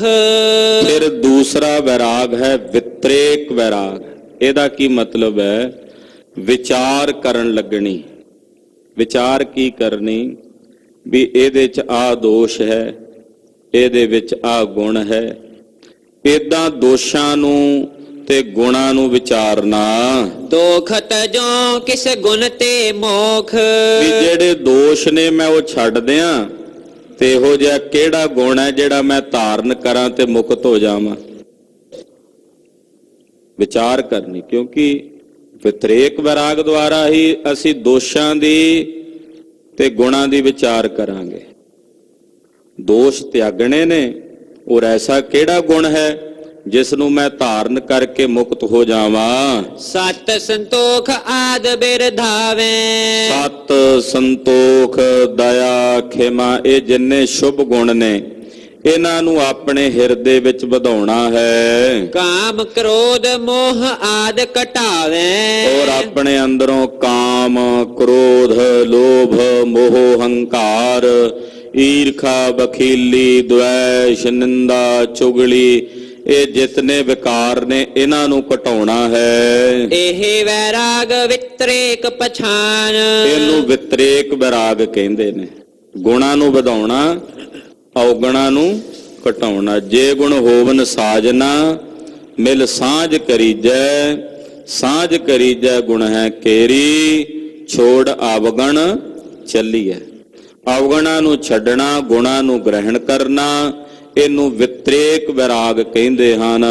ਇੱਕ ਇੰਦਰੀ ਕੋ ਸੁਣਦੈ ਕਾਨ, ਫਿਰ ਹੈ ਤੀਸਰਾ ਵਿਰਾਗ ਜਿਹਨੂੰ ਕਹਿੰਦੇ ਨੇ ਇੱਕ ਇੰਦਰੀ ਵਿਰਾਗ। ਇਹ ਕੀ ਹੈ ਹੁਣ ਸੁਣੋ। ਵਹਿਰ ਵਿਸ਼ੈ ਗੁਣ ਤਿਆਗਨ ਕੀਨ, ਕਿ ਬਾਹਰ ਦਾ ਕੋਈ ਵਿਸ਼ਾ ਛੱਡ ਦਿੱਤਾ। ਮੰਨ ਲਓ ਵੀ ਮੈਂ ਕੋਈ ਮਾੜੀ ਚੀਜ਼ ਸੀ, ਜਾਂ ਕੋਈ ਕਿਸੇ ਨੇ ਚਾਹ ਪੀਣੀ ਵੀ ਛੱਡ ਦਿੱਤੀ, ਜਾਂ ਕਿਸੇ ਨੇ ਕੋਈ ਚੀਜ਼ ਤਿਆਗ ਦਿੱਤੀ ਵੀ ਇਹ ਮਾੜੀ ਹੈ, ਸਰੀਰ ਵਾਸਤੇ ਨਹੀਂ ਫਾਇਦੇਮੰਦ, ਉਹਨੂੰ ਤਿਆਗ ਦਿੱਤਾ। ਮਨ ਮਹਿ ਤਨਕ ਹੋਏ ਲਿਵ ਲੀਨ, ਸਰੀਰ ਕਰਕੇ ਤਿਆਗ ਦਿੱਤਾ, ਪਰ ਮਨ ਕਰਕੇ ਮਨ 'ਚ ਰੁਚੀ ਹੁੰਦੀ ਹੈ, ਵੀ ਇਹਦੀ ਪਕੜ ਬਣੀ ਹੁੰਦੀ, ਇਹਨੂੰ ਇੱਕ ਇੰਦਰੀ ਵਿਰਾਗ ਕਹਿੰਦੇ ਆ। ਵੀ ਤਨ ਕਰਕੇ ਛੱਡ ਦਿੱਤਾ, ਪਰ ਮਨ ਕਰਕੇ ਥੋੜੀ ਬਹੁਤੀ ਕਦੇ ਕਦੇ ਵਾਸ਼ਨਾ ਹੋ ਜਾਣੀ। ਸ਼ੂਗਰ ਦੇ ਬੰਦੇ ਨੇ ਜਿਵੇਂ ਮਿੱਠਾ ਛੱਡਿਆ ਹੁੰਦਾ ਨਾ, ਤਨ ਕਰਕੇ ਛੱਡਿਆ ਹੁੰਦਾ, ਮਨ 'ਚ ਹੋੜ ਹੁੰਦੀ ਹੈ, ਮਜਬੂਰੀ ਹੁੰਦੀ ਹੈ, ਨਹੀਂ ਖਾ ਸਕਦਾ। ਏਦਾਂ ਤਨ ਕਰਕੇ ਬਹੁਤ ਸਾਰੀਆਂ ਚੀਜ਼ਾਂ ਅਸੀਂ ਤਿਆਗ ਦਿੰਨੇ ਆ, ਪਰ ਮਨ ਕਰਕੇ ਉਹਨਾਂ ਦੀ ਕਈ ਵਾਰ ਪਕੜ ਜਿਹੜੀ ਹੈ, ਉਹਨਾਂ ਨੂੰ ਵਰਤਣ ਦੀ ਉਹ ਮਨ 'ਚ ਪਕੜ ਬਣੀ ਰਹਿੰਦੀ ਹੈ। ਇਹਨੂੰ ਗੁਰੂ ਖਾਲਸਾ ਜੀ ਇੱਕ ਇੰਦਰੀ ਵਿਰਾਗ ਕਹਿੰਦੇ ਹਨ। ਹਾਂਜੀ, ਵਸੀਕਾਰ ਕੋ ਸੁਨ ਇਸ ਬੇਰੇ, ਫਿਰ ਚੌਥਾ ਹੈ ਵਸੀਕਾਰ ਵਿਰਾਗ। ਹੁਣ ਇਹਦੇ ਬਾਰੇ ਸੁਣੋ, ਦੱਸਦੇ ਹਨ। ਵਿਸ਼ੈ ਭੋਗ ਜੁਗ ਲੋਕਨ ਕੇਰੇ, ਸੰਸਾਰ ਦੇ ਜਿਤਨੇ ਵਿਸ਼ੇ ਤੇ ਜਿਤਨੇ ਭੋਗ ਦੋਹਾਂ ਲੋਕਾਂ ਦੇ, ਇਸ ਲੋਕ ਦੇ ਹੀ ਨਹੀਂ ਪਰਲੋਕ ਦੇ ਵੀ ਵਿਸ਼ੇ ਤੇ ਭੋਗ ਜਿੰਨੇ ਵੀ ਹਨ, ਸ਼ਬਦ ਸਪਰਸ਼ ਰੂਪ ਰਸ ਗੰਧ, ਜਿਵੇਂ ਸ਼ਬਦ ਸਪਰਸ਼ ਰੂਪ ਰਸ ਗੰਧ, ਇਹ ਪੰਜ ਵਿਸ਼ੇ ਹਨ। ਇਨ ਤੇ ਛੂਟ ਗਇਓ ਮਨ ਬੰਧ, ਇਹਨਾਂ ਤੋਂ ਮਨ ਦਾ ਬੰਧਨ ਛੁੱਟ ਗਿਆ। ਇਹਨਾਂ ਵਿਸ਼ਿਆਂ ਵੱਲ ਮਨ ਜਾਂਦਾ ਹੀ ਨਹੀਂ, ਨਾ ਸੁਣਨ ਨੂੰ ਮਨ ਕਰਦਾ, ਨਾ ਕੁਝ ਵੇਖਣ ਨੂੰ ਮਨ ਕਰਦਾ, ਨਾ ਖਾਣ ਨੂੰ, ਨਾ ਸਪਰਸ਼ ਨੂੰ, ਤੂੰ ਨਾ ਸੁਗੰਧੀ ਦੁਰਗੰਧੀ। ਇਹ ਸ਼ਬਦ ਸਪਰਸ਼ ਰੂਪ ਰਸ ਗੰਧ ਪੰਜਾਂ ਤੋਂ ਮਨ ਉਪਰਾਮ ਹੋ ਜਾਣਾ। ਪੰਜਾਂ ਵਿਸ਼ਿਆਂ ਦਾ ਮਨ ਤਿਆਗ ਕਰਕੇ ਇਹਨਾਂ ਦੇ ਬੰਧਨਾਂ ਤੋਂ ਮੁਕਤ ਹੋ ਜਾਵੇ। ਪਾਏ ਸਵਿਸ਼ਟਾ ਸਮ ਸਭ ਵਿਛੇ, ਔਰ ਸੰਸਾਰ ਦੇ ਜਿਤਨੇ ਵਿਸ਼ੇ ਨੇ ਉਹਨਾਂ ਨੂੰ ਕਾਂ ਦੀ ਵਿੱਠ ਦੇ ਸਮਾਨ ਜਾਣੇ। ਬਾਇਸ ਨਾਮ ਹੁੰਦਾ ਕਾਂ, ਵਿਸ਼ਟ ਉਹਦੀ ਵਿੱਠ, ਕਾਂ ਦੀ ਵਿੱਠ ਦੇ ਸਮਾਨ ਸੰਸਾਰ ਦੇ ਸਾਰੇ ਵਿਸ਼ਿਆਂ ਨੂੰ ਜਾਣੇ। ਪਮਨ ਸਰਸ ਨਹਿ ਭਾਵਤ ਜਿਸੇ, ਏਦਾਂ ਜਾਣੇ ਵੀ ਇਹ ਉਲਟੀ ਹੈ। ਕਿਸੇ ਬੰਦੇ ਨੇ ਉਲਟੀ ਕੀਤੀ ਹੋਵੇ, ਵੇਖ ਕੇ ਗਿਲਾਨੀ ਆਉਂਦੀ ਹੈ ਨਾ, ਏਦਾਂ ਸੰਸਾਰ ਦੇ ਸਾਰੇ ਵਿਸ਼ਿਆਂ ਨੂੰ ਵੇਖ ਕੇ ਏਦਾਂ ਜਾਣੇ ਵੀ ਇਹ ਉਲਟੀ ਕੀਤੇ ਹੋਏ ਨੇ। ਮਹਾਂਪੁਰਸ਼ਾਂ ਦੀ ਉਲਟੀ ਹੈ ਇਹ। ਸਤਿਪੁਰਸ਼ਾਂ ਨੇ ਉਲਟੀ ਕੀਤੀ, ਉਹਨਾਂ ਨੇ ਮਿੱਥਿਆ ਜਾਣ ਕੇ ਛੱਡ ਦਿੱਤੇ ਹੈ। ਤੋ ਉਹਦੇ ਪ੍ਰਤੀ ਆਪਣੇ ਮਨ ਦੀ ਜਿਹੜੀ ਬਿਰਤੀ ਉਹਦਾ ਤਿਆਗ ਕਰ ਦੇਣਾ ਪ੍ਰਾਪਤ ਕਰਨ ਦੀ। ਇਹਨੂੰ ਗੁਰੂ ਖਾਲਸਾ ਜੀ ਵਸੀਕਾਰ ਵਿਰਾਗ ਕਹਿੰਦੇ ਹਨ। ਐਸਾ ਵਿਰਾਗ ਇਹ ਸਭ ਤੋਂ ਸ਼੍ਰੋਮਣੀ ਵਿਰਾਗ ਹੈ। ਕਿਸੇ ਪਦਾਰਥ ਦੀ, ਕਿਸੇ ਵਸਤੂ ਦੀ, ਕਿਸੇ ਵਿਸ਼ੇ ਦੀ, ਕਿਸੇ ਭੋਗ ਦੀ ਚਾਹਨਾ ਹੀ ਨਾ ਹੋਣੀ। ਐਸਾ ਵੈਰਾਗ। ਹਾਂਜੀ, ਅਸ ਵੈਰਾਗ ਸੰਗ ਮਨ ਜੀਤ। ਇਹੋ ਜਿਹੇ ਵੈਰਾਗ ਸਹਿਤ ਆਪਣੇ ਮਨ ਨੂੰ ਜਿੱਤਣਾ। ਐਸੇ ਵੈਰਾਗ ਨਾਲ ਜਿਹੜਾ ਉੱਪਰ ਦੱਸੇ ਨੇ, ਇਸ ਵੈਰਾਗ ਦੇ ਨਾਲ ਆਪਣੇ ਮਨ ਨੂੰ ਜਿੱਤਣਾ। ਗਹੇ ਸਥਿਰਤਾ ਆਤਮ ਨੀਤ। ਔਰ ਮਨ ਨੂੰ ਆਤਮਾ ਦੇ ਸਵਰੂਪ ਵਿੱਚ ਸदैवी ਤੌਰ ਤੇ ਸਥਿਰ ਕਰਨਾ, ਟਿਕਾਉਣਾ। ਬ੍ਰਹਮ ਗਿਆਨ ਸੂਰਜ ਕੇ ਸੰਗ। ਉੱਥੇ ਕਹਿੰਦੇ ਫਿਰ ਬ੍ਰਹਮ ਗਿਆਨ ਦਾ ਸੂਰਜ ਚੜ੍ਹਦਾ ਹੈ। ਤਮ ਅਗਿਆਨ ਸਕਲ ਦੇ ਭੰਗ। ਜਦੋਂ ਬ੍ਰਹਮ ਗਿਆਨ ਦਾ ਸੂਰਜ ਚੜ੍ਹਦਾ ਹੈ, ਫਿਰ ਜਿਤਨਾ ਅਗਿਆਨਤਾ ਦਾ ਤਮ ਹਨੇਰਾ ਹੈ, ਉਸ ਹਨੇਰੇ ਦੀ ਨਿਰਵਿਰਤੀ ਹੁੰਦੀ ਹੈ। ਦੋਹਰਾ ਕਰਤ ਮਨਨ ਨੀਕੀ ਬਿਦਨ ਪੁਨ ਨਿਧਿਆਸਨ ਹੋਤ। ਉੱਪਰ ਜੋ ਕੁਝ ਦੱਸਿਆ ਗਿਆ ਇਹ ਸਾਰਾ ਮਨਨ ਹੀ ਹੈ। ਇਹਨੂੰ ਮਨਨ ਹੀ ਕਹਿੰਦੇ ਆ ਸਾਰੇ ਨੂੰ। ਇਹਨੂੰ ਮਨਨ ਕਿਹਾ ਜਾਂਦਾ ਹੈ। ਚੰਗੀ ਤਰ੍ਹਾਂ ਤੁਹਾਨੂੰ ਦੱਸਿਆ ਹੈ। ਹੁਣ ਨਿਧਿਆਸਣ ਦੱਸਦੇ ਹਨ। ਰਾਤ ਦਿਨ ਸੇ ਅਭਿਆਸ ਤੇ ਪੁਨ ਸਖਿਆਤ ਉਦੋਤ। ਨਿਧਿਆਸਣ ਕੀ ਆ? ਰਾਤ ਦਿਨ ਇਹਦਾ ਅਭਿਆਸ ਕਰੀ ਜਾਣਾ, ਕਰੀ ਜਾਣਾ, ਕਰੀ ਜਾਣਾ। ਜੋ ਉੱਪਰ ਦੱਸਿਆ ਸਾਰਾ ਕੁਝ ਇਹਦਾ ਅਭਿਆਸ ਕਰੀ ਜਾਣਾ। ਕਹਿੰਦੇ ਫਿਰ ਹੁੰਦਾ ਸਾਖਸ਼ਾਤਕਾਰ। ਜਿਹੜਾ ਬਾਰ-ਬਾਰ ਅਭਿਆਸ ਕਰੀ ਜਾਣਾ, ਇਹਨੂੰ ਨਿਧਿਆਸਣ ਕਹਿੰਦੇ ਹਨ। ਫਿਰ ਉਸ ਤੋਂ ਬਾਅਦ ਸਾਖਸ਼ਾਤਕਾਰ ਹੁੰਦਾ ਹੈ। ਚਾਪਈ ਸੁਨੀਐ ਨਿਧਿਆਸਨ ਕੋ ਲੱਛਣ। ਇਹ ਗੁਰਮੁਖੋ ਹੁਣ ਤੁਸੀਂ ਨਿਧਿਆਸਣ ਦੇ ਲੱਛਣ ਸੁਣੋ ਵੀ ਨਿਧਿਆਸਣ ਦੇ ਕੀ ਨਿਸ਼ਾਨੀਆਂ ਹਨ। ਜਿਮ ਭਾਖਤ ਹੈ ਸੰਤ ਵਿਚਖਣ। ਜਿਵੇਂ ਮਹਾਂਪੁਰਸ਼ਾਂ ਸਾਧੂਆਂ ਨੇ ਦੱਸੇ ਹਨ। ਤੇ ਆਦਿਕ ਪ੍ਰਤੀਤ ਕਰ ਜੋਏ। ਆ ਜਿਹੜੀ ਦੇਹ ਦੀ ਪ੍ਰਤੀਤੀ ਹੁੰਦੀ ਹੈ, ਸਰੀਰ ਜਿਸ ਨਾਲ ਪ੍ਰਤੀਤ ਹੋ ਰਿਹਾ ਹੈ, ਖੰਡੀ ਜਾਏ ਨਾ ਕਿਸ ਤੇ ਸੋਏ। ਜਿਸ ਨੂੰ ਖੰਡਿਆ ਹੀ ਨਹੀਂ ਜਾ ਸਕਦਾ, ਤੋੜਿਆ ਹੀ ਨਹੀਂ ਜਾ ਸਕਦਾ ਕਿਸੇ ਪ੍ਰਕਾਰ ਨਾਲ। ਪ੍ਰਿਤ ਸਰੂਪ ਅਭਿਆਸਨ ਭਈ। ਜਿਹੜੀ ਬਿਰਤੀ ਆਪਣੇ ਨਿਜ ਸਰੂਪ ਦੀ ਅਭਿਆਸਣ ਹੋ ਗਈ ਵੀ ਆ ਸਰੀਰ ਆਦਿਕ ਜਿਹੜੇ ਇਹ ਪੜਦੇ ਨੇ, ਉਹਨੂੰ ਖੰਡ ਨਹੀਂ ਸਕਦੇ ਉਸ ਬਿਰਤੀ ਨੂੰ। ਜਦੋਂ ਉਹ ਆਪਣੇ ਨਿਜ ਸਰੂਪ ਦੀ, ਆਤਮਾ ਦੇ ਸਰੂਪ ਦੀ ਅਭਿਆਸਣ ਹੋ ਗਈ, ਕਿਸ ਤੇ ਨਸ਼ਟ ਹੋਤ ਨਹਿ ਜੁਈ। ਉਹ ਫਿਰ ਕਿਸੇ ਵੀ ਪ੍ਰਕਾਰ ਨਾਲ ਉਹ ਨਸ਼ਟ ਨਹੀਂ ਹੁੰਦੀ। ਤਤੀ ਤਵੀ ਤੇ ਬੈਠਿਆਂ ਵੀ ਨਸ਼ਟ ਨਹੀਂ ਹੋਈ ਉਹ ਬਿਰਤੀ। ਜਦੋਂ ਆਤਮਾ ਦਾ ਸਰੂਪ, ਬਾਹਰੋਂ ਕਸ਼ਟ ਹੈ ਸਰੀਰ ਨੂੰ, ਪਰ ਬਿਰਤੀ ਅੰਤਰਾਤਮੇ ਜੁੜੀ ਹੋਈ ਆ। ਤਤੀ ਤਵੀ ਦਾ ਕਸ਼ਟ ਵੀ ਉਸ ਬਿਰਤੀ ਨੂੰ ਤੋੜ ਨਹੀਂ ਸਕਿਆ, ਨਸ਼ਟ ਨਹੀਂ ਕਰ ਸਕਿਆ। ਮੋਹ ਆਦਿਕ ਜੋ ਅਖਿਲ ਵਿਕਾਰ। ਜਿਹੜੇ ਮੋਹ ਆਦਿਕ ਜਿਤਨੇ ਵੀ ਵਿਕਾਰ ਹਨ ਸਾਰੇ, ਇਨ ਬਿਗਨਨ ਤੇ ਰਹਿ ਇਕਸਾਰ। ਇਹਨਾਂ ਸਾਰੇ ਵਿਗਨਾਂ ਤੋਂ ਇੱਕ ਸਮਾਨ ਰਹਿਣੀ ਬਿਰਤੀ, ਇਕਾਗਰ ਰਹੇ, ਯਾਨੀ ਕਿ ਨਾ ਵਿਕਾਰਾਂ ਵੱਲ ਨਾ ਜਾਵੇ। ਸਤ ਸੰਤੋਖ ਆਦ ਗੁਣ ਪਾਏ। ਸਤ ਸੰਤੋਖ ਆਦਿਕ ਜਿਤਨੇ ਸ਼ੁਭ ਗੁਣ ਹਨ, ਬ੍ਰਹਮ ਬਿਖੈ ਬ੍ਰਿਤ ਲਾਗਤ ਜਾਏ। ਜਦੋਂ ਉਹਨਾਂ ਨੂੰ ਪ੍ਰਾਪਤ ਕਰਕੇ ਬਿਰਤੀ ਬ੍ਰਹਮ ਵਿੱਚ ਜਾ ਕੇ ਲੱਗ ਜਾਂਦੀ ਹੈ। ਅਲਖ ਲਖਨ ਕੇ ਹਿਤ ਅਨੁਰਾਗੀ। ਬਸ ਉਸ ਅਲਖ ਨੂੰ ਜਾਣਨ ਵਾਸਤੇ ਅਨੁਰਾਗੀ ਹੋ ਜਾਂਦੀ ਹੈ, ਪ੍ਰੇਮੀ ਰਹਿੰਦੀ ਹੈ। ਪ੍ਰਥਮ ਲਖਿਓ ਤਿਸ ਤੇ ਹੋਏ ਤਿਆਗੀ। ਜੋ ਪਹਿਲਾਂ ਲਖਿਆ ਸੀ ਅਨਾਤਮ, ਉਹਦੇ ਤੋਂ ਤਿਆਗੀ ਹੋ ਗਏ। ਪਹਿਲਾਂ ਤਾਂ ਆਹੀ ਕੁਝ ਜਾਣਿਆ ਨਾ ਸੀ, ਆ ਸਰੀਰ ਹਾਂ, ਆ ਬਾਹਰ ਦਾ। ਇਹਦਾ ਸਾਰਿਆਂ ਦਾ ਤਿਆਗ ਕਰਕੇ ਜਿਹੜੀ ਬਿਰਤੀ ਅੰਤਰਾਤਮੇ ਜੁੜ ਗਈ, ਕਾਰਨ ਕਾਰਜ ਇਕਤਾ ਕਰਨੀ। ਉਹ ਫਿਰ ਕਾਰਨ ਤੇ ਕਾਰਜ ਨੂੰ ਇਕਤਾ ਕਰਕੇ ਜਾਣਦੀ ਹੈ ਵੀ ਕਾਰਨ ਪ੍ਰਮਾਤਮਾ ਹੈ, ਕਾਰਜ ਉਹਦਾ ਸੰਸਾਰ ਹੈ। ਜਲ ਤਰੰਗ ਕੀ ਰੀਤੀ ਬਰਨੀ। ਜਿਵੇਂ ਪਾਣੀ ਤੇ ਪਾਣੀ ਦੀ ਤਰੰਗ ਇੱਕ ਹੁੰਦੀ ਹੈ। ਆਦ ਉਕਾਰ ਬਰਨ ਜੇ ਨਾਨਾ। ਜਿਵੇਂ ਕਿਸੇ ਨੇ ਸ਼ਾਹੀ ਨਾਲ ਊੜਾ ਐੜਾ ਈੜੀ 35 ਅੱਖਰੀ ਲਿਖ ਦਿੱਤੀ, ਮਸੂ ਬਿਨਾ ਨਹੀਂ ਕੁਛ ਆਨਾ। ਹੁਣ ਉਹ ਅੱਖਰ ਭਾਵੇਂ ਵੱਖੋ ਵੱਖਰੇ ਨੇ, ਪਰ ਹੈ ਤਾਂ ਸਾਰਿਆਂ 'ਚ ਸ਼ਾਹੀ ਨਾ। ਸ਼ਾਹੀ ਤੋਂ ਬਿਨਾਂ ਤਾਂ ਨਹੀਂ ਹੈ। ਅੱਖਰ ਭਾਵੇਂ ਵੱਖਰੇ, ਉਹ ਸਾਰੇ ਸ਼ਾਹੀ ਰੂਪ ਹੀ ਹੁੰਦੇ ਨੇ, ਉਹਨਾਂ ਨੂੰ ਸ਼ਾਹੀ ਕਿਹਾ ਜਾਏਗਾ। ਅੰਤఃਕਰਣ ਬ੍ਰਿਤ ਉਠ ਜਬੈ। ਇਸੇ ਤਰ੍ਹਾਂ ਗੁਰੂ ਖਾਲਸਾ ਜੀ ਜਦੋਂ ਅੰਤঃਕਰਣ ਵਿੱਚੋਂ ਬਿਰਤੀ ਉੱਠਦੀ ਹੈ, ਹੋਵੇ ਅਨਸੂਤ ਚਿੰਤਨ ਕੇ ਤਬੈ। ਉਹ ਜਦੋਂ ਅਨਸੂਤ ਹੁੰਦੀ ਆਪਣੇ ਚਿੰਤਨ ਵਿੱਚ, ਨਿਜ ਆਤਮਾ ਦੇ ਵਿੱਚ ਜਦੋਂ ਜਾ ਕੇ ਚੇਤਨ ਦੇ ਨਾਲ ਮਿਲਦੀ ਹੈ, ਨਿਕਸੀ ਬਾਹਿਰ ਲੋਚਨ ਦੁਆਰੇ। ਫਿਰ ਉਹੀ ਬਿਰਤੀ ਜਿਹੜੀ ਚੇਤਨ ਨਾਲ ਜੁੜੀ ਹੋਈ ਆ, ਅੱਖਾਂ ਦੇ ਦੁਆਰਾ ਜਦੋਂ ਬਾਹਰ ਨਿਕਲਦੀ ਹੈ, ਗੇ ਪਦਾਰਥ ਆਗੇ ਸਾਰੇ। ਅੱਗੇ ਜਾਣਨੇ ਯੋਗ ਜਿੰਨੇ ਪਦਾਰਥ ਪਏ ਹੁੰਦੇ ਨੇ, ਮੰਨ ਲਓ ਘੋੜਾ ਪਿਆ, ਘੜਾ ਪਿਆ, ਆ ਜਿੰਨੇ ਪਦਾਰਥ ਪਏ ਨੇ ਬਾਹਰ, ਤਦਾਕਾਰ ਤਿਨ ਕੇ ਸੰਗ ਉਹ ਹੋਏ। ਬਿਰਤੀ ਫਿਰ ਉਹਨਾਂ ਨਾਲ ਤਦਾਕਾਰ ਹੁੰਦੀ, ਉਹਨਾਂ ਨਾਲ ਮਿਲਦੀ ਹੈ। ਪ੍ਰਾਪਤ ਗਿਆਨ ਤਬ ਹੈ ਤਿਹ ਸੋਏ। ਉਹਦਾ ਫਿਰ ਗਿਆਨ ਇਹਨੂੰ ਅੰਦਰ ਪ੍ਰਾਪਤ ਹੁੰਦਾ, ਇਹਨੂੰ ਗਿਆਤਾ ਗਿਆਨ ਗੇ ਦੀ ਤ੍ਰਿਪਟੀ ਕਹਿੰਦੇ ਹਨ। ਬ੍ਰਿਤ ਅਵਛਿਨ ਚਿਤ ਘਟ ਅਵਛਿਨ ਚਿਤ। ਹੁਣ ਉਸ ਬਿਰਤੀ ਵਿੱਚ ਜਿਹੜਾ ਚੇਤਨ ਹੈ, ਔਰ ਫਿਰ ਜਿਹੜਾ ਘੋੜੇ ਵਿੱਚ ਚੇਤਨ ਹੈ, ਘੋੜਾ ਵੇਖਿਆ, ਬਿਰਤੀ ਉੱਠੀ ਅੰਦਰੋਂ, ਨੇਤਰਾਂ ਰਾਹੀਂ ਬਾਹਰ ਗਈ, ਘੋੜਾ ਵੇਖਿਆ, ਘੋੜੇ ਵਿੱਚ ਵੀ ਚੇਤਨ ਹੈ, ਮੇਰੀ ਬਿਰਤੀ ਵਿੱਚ ਵੀ ਚੇਤਨ ਹੈ। ਮੇਰੀ ਬਿਰਤੀ ਅੰਦਰ ਜਿਹੜਾ ਚੇਤਨ ਹੈ, ਉਹੀ ਚੇਤਨ ਘੋੜੇ ਦੇ ਵਿੱਚ ਵੀ ਹੈ। ਦੋਨੋਂ ਕੇ ਅਵਰਨ ਸੰਘਾਰ ਕਿਤ। ਹੁਣ ਮੇਰਾ ਸਰੀਰ ਖਤਮ ਹੋ ਗਿਆ, ਘੋੜੇ ਦਾ ਸਰੀਰ ਖਤਮ ਕਰ ਦਿਓ, ਉਹਦੇ ਅੰਦਰ ਜਿਹੜਾ ਚੇਤਨ ਹੈ, ਮੇਰੇ ਅੰਦਰ ਜਿਹੜਾ ਚੇਤਨ ਹੈ, ਦੋਵੇਂ ਹੀ ਇੱਕ ਨੇ।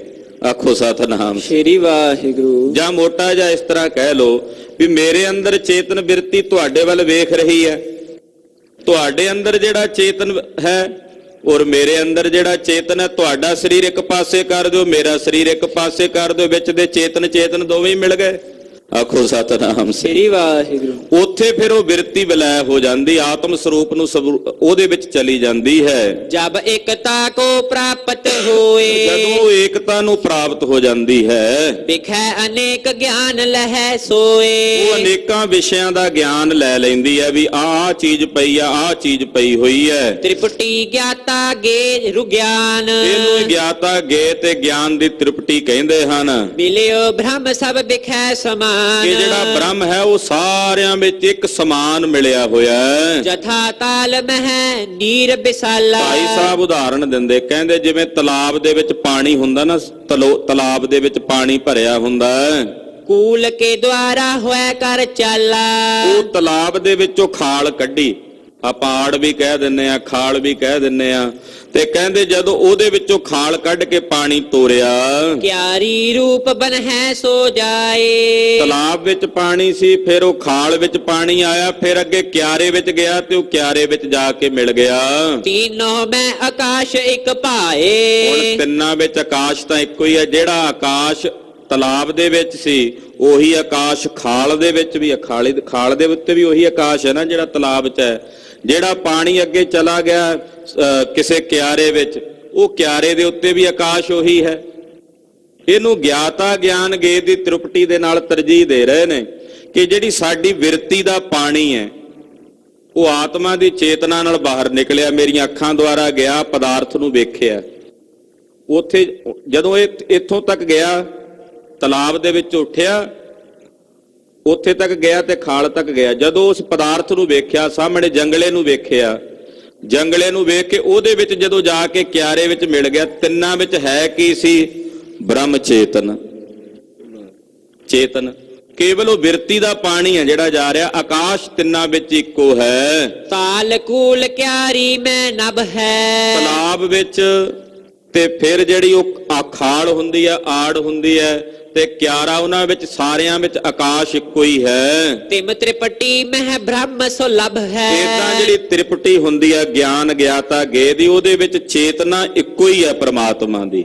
ਹਾਂਜੀ, ਵਿਆਪਕ ਹੈ ਆਕਾਸ਼ ਕੀ ਨਿਆਏ। ਉਹ ਆਕਾਸ਼ ਦੇ ਸਮਾਨ ਵਿਆਪਕ ਹੈ। ਮੇਰੇ ਅੰਦਰੋਂ ਬਿਰਤੀ ਉੱਠੀ ਹੈ, ਨੇਤਰਾਂ ਰਾਹੀਂ ਬਾਹਰ ਨਿਕਲ ਕੇ ਗਈ, ਤੁਹਾਡੇ ਤੱਕ ਪਹੁੰਚੀ, ਤੁਹਾਨੂੰ ਵੇਖਿਆ, ਤੁਹਾਡੇ ਵਿੱਚ ਜਾ ਕੇ ਮਿਲ ਗਈ।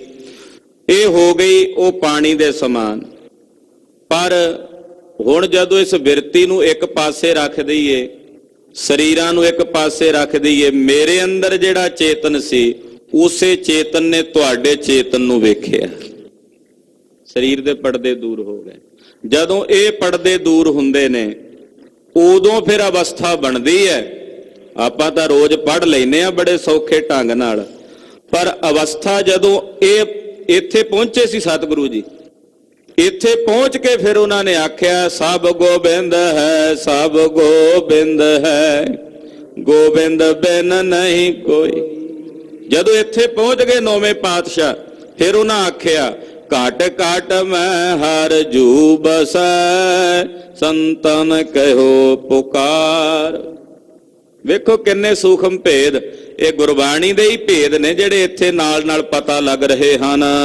ਸਭਨ ਪ੍ਰਕਾਸ਼ ਹੈ ਸਭਨੀ ਥਾਏ, ਉਹੀ ਚੇਤਨਾ ਸਾਰਿਆਂ ਨੂੰ ਸਰਬ ਥਾਵਾਂ ਤੇ ਪ੍ਰਕਾਸ਼ ਦੀ ਹੈ। ਅੰਤః ਕਰਣ ਬ੍ਰਿਤ ਇਸਕੇ, ਇਹਦਾ ਅੰਤଃ ਕਰਨ ਦੀ ਜਿਹੜੀ ਇਹ ਬਿਰਤੀ ਹੈ, ਆਹੈ ਪ੍ਰਕਾਸ਼ਕ ਦੁਹਨ ਇਹ ਬਡੇਰ, ਦੋਨਾਂ ਨੂੰ ਪ੍ਰਕਾਸ਼ ਦੀ ਹੈ, ਦੋਨਾਂ ਦਾ ਹੀ ਪ੍ਰਕਾਸ਼ ਕਰਦੀ ਹੈ। ਅਹੰ ਬ੍ਰਿਤ ਆਦ ਬਿਨਾ ਕਿਸਕੇ ਹੈ। ਕਹਿੰਦੇ ਅਹੰਗ ਬ੍ਰਿਤੀ ਜਿਹੜੀ ਅੰਦਰ ਆਤਮਾ ਨੂੰ ਵਿਸ਼ਾ ਕਰਨ ਵਾਲੀ, ਉਹਦੇ ਤੋਂ ਬਿਨਾ ਭਲੋ ਦੱਸੋ ਹੋਰ ਕੀ ਹੈ। ਆਤਮ ਕੋ ਪ੍ਰਕਾਸ਼ ਸਿੱਧ ਹੋਏ ਨਾ, ਉਸ ਤੋਂ ਪਰੇ ਕੋਈ ਆਤਮਾ ਦਾ ਪ੍ਰਕਾਸ਼ ਸਿੱਧ ਨਹੀਂ ਹੁੰਦਾ, ਇਹੀ ਆਤਮਾ ਨੂੰ ਪ੍ਰਕਾਸ਼ ਦੀ ਹੈ। ਅਹੰ ਬ੍ਰਿਤ ਆਦ ਜੁਗਤ ਚਿਤ ਹੋਏ, ਕਹਿੰਦੇ ਜਦੋਂ ਇਸ ਪ੍ਰਕਾਰ ਨਾਲ ਅਹੰਗ ਬ੍ਰਿਤੀ ਜਿਹੜੀ ਜੁਗਤੀ ਜਿਹੜੀ ਆ ਚਿੱਤ ਵਿੱਚ ਮਿਲ ਜਾਂਦੀ ਹੈ, ਤਬ ਹੈ ਪ੍ਰਕਾਸ਼ ਹੋਤ ਹੈ ਸੋਏ। ਫਿਰ ਉਸ ਬਿਰਤੀ ਦਾ ਅੱਗੇ ਪ੍ਰਕਾਸ਼ ਹੁੰਦਾ ਹੈ। ਵਿਆਪਕ ਅਪਰ ਪ੍ਰਕਾਸ਼ਕ ਭਾਵ, ਫਿਰ ਅੱਗੇ ਵਿਆਪਕ ਹੁੰਦੀ ਹੈ, ਪ੍ਰਕਾਸ਼ਕ ਭਾਵ ਨੂੰ ਪਹੁੰਚਦੀ ਹੈ। ਵਾਸਤਵ ਬ੍ਰਹਮ ਮਹਿ ਨਹੀਂ ਲਖਾਵ, ਵਾਸਤਵਿਕ ਰੂਪ ਵਿੱਚ ਬ੍ਰਹਮ ਚ ਨਾ ਪ੍ਰਕਾਸ਼ ਹੈ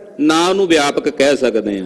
ਜਦੋਂ ਉਹਦੀ ਚੇਤਨਾ ਸਾਡੀ ਬਿਰਤੀ ਵਿੱਚ ਆਉਂਦੀ ਆ, ਆਤਮਾ ਤੱਕ ਪਹੁੰਚਦੀ ਹੈ, ਉਦੋਂ ਆਤਮਾ ਨੂੰ ਅਸੀਂ ਕਹਿੰਦੇ ਆ ਵਿਆਪਕ ਤੇ ਆਤਮਾ ਨੂੰ ਕਹਿੰਦੇ ਆ ਪ੍ਰਕਾਸ਼ਕ।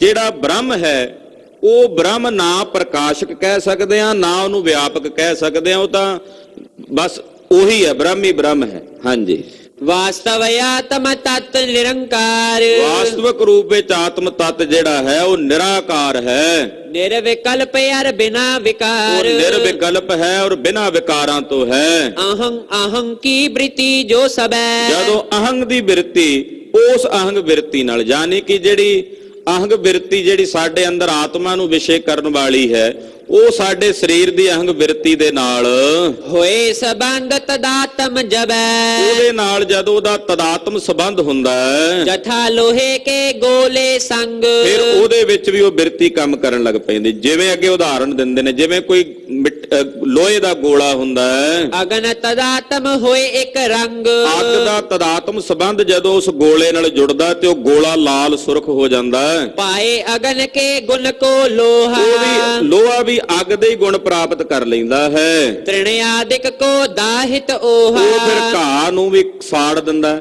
ਇਸੇ ਤਰ੍ਹਾਂ ਜਿਹੜੀ ਬਾਹਰਲੀ ਅਹੰਗ ਬਿਰਤੀ ਆ ਵੀ ਮੈਂ ਵੇਖਦਾ ਹਾਂ, ਉਹ ਬਿਰਤੀ ਦੇ ਜਿਹੜਾ ਅਸਲ ਵਿੱਚ ਉਸ ਅਹੰਗ ਬਿਰਤੀ ਨਾਲ, ਜਿਹਨੂੰ ਅਹੰ ਬ੍ਰਹਮਸਮੀ ਕਿਹਾ, ਉਹਦੇ ਨਾਲ ਜਦੋਂ ਉਹਦਾ ਸੰਬੰਧ ਜੁੜਦਾ ਹੈ ਤੇ ਫਿਰ ਉਹ ਅਹੰਗ ਬਿਰਤੀ ਅੱਗੇ ਪ੍ਰਕਾਸ਼ਕ ਹੋ ਜਾਂਦੀ ਆ, ਉਹ ਸਾਰਿਆਂ ਨੂੰ ਵੇਖਦੀ ਹੈ, ਵਿਸ਼ੇ ਕਰਦੀ ਹੈ। ਪਰ ਜਦੋਂ ਲੋਹੇ ਦੇ ਟੁਕੜੇ ਨੂੰ ਪਾਸੇ ਕਰ ਦਿਓ, ਜਿਹੜੀ ਉਹੀ ਅਹੰਗ ਬਿਰਤੀ ਰਹਿ ਗਈ, ਫਿਰ ਤਾਂ ਉਹੀ ਹੈ, ਫਿਰ ਤਾਂ ਉਹਦੇ ਤੋਂ ਬਿਨਾਂ ਹੈ ਹੀ ਕੋਈ ਨਹੀਂ। ਹਾਂਜੀ, ਆਤਮ ਅਹੰ ਸੰਬੰਧ ਕੋ ਪਾਏ, ਕਹਿੰਦੇ ਉਹ ਆਤਮਾ ਜਦੋਂ ਅਹੰਗ ਸੰਬੰਧ ਨੂੰ ਪ੍ਰਾਪਤ ਕਰਦੀ ਹੈ, ਵਿਆਪਕ ਅਪਰ ਪ੍ਰਕਾਸ਼ਕ ਤਾਏ, ਉਹ ਫਿਰ ਅੱਗੇ ਵਿਆਪਕ ਵੀ ਹੋ ਜਾਂਦੀ ਹੈ। ਜਿਵੇਂ ਲੋਹੇ ਦਾ ਟੁਕੜਾ ਅੱਗ ਨਾਲ ਸੰਬੰਧ ਕਰਕੇ ਅੱਗੇ ਪ੍ਰਕਾਸ਼ ਵੀ ਕਰਨ ਲੱਗ ਪੈਂਦਾ ਤੇ ਉਹਦੇ ਵਾਂਗੂ ਉਹਦਾ ਗੁਣ ਗ੍ਰਹਿਣ ਕਰ ਲੈਂਦਾ ਹੈ। ਇਤਿਆਦਿਕ ਨਿਤ ਪ੍ਰਤੀ ਵਿਚਾਰੈ, ਇਤਿਆਦਿਕ ਨਿਤਾ ਪ੍ਰਤੀ ਨਾ ਚੀਜ਼ਾਂ ਦੀ ਵਿਚਾਰ ਕਰਨੀ, ਨਿਦਿਆਸਨ ਕੋ ਨੀਕੇ ਧਾਰੈ, ਇਹਨੂੰ ਗੁਰੂ ਖਾਲਸਾ ਜੀ ਨਿਧਿਆਸਣ ਕਹਿੰਦੇ ਹਨ।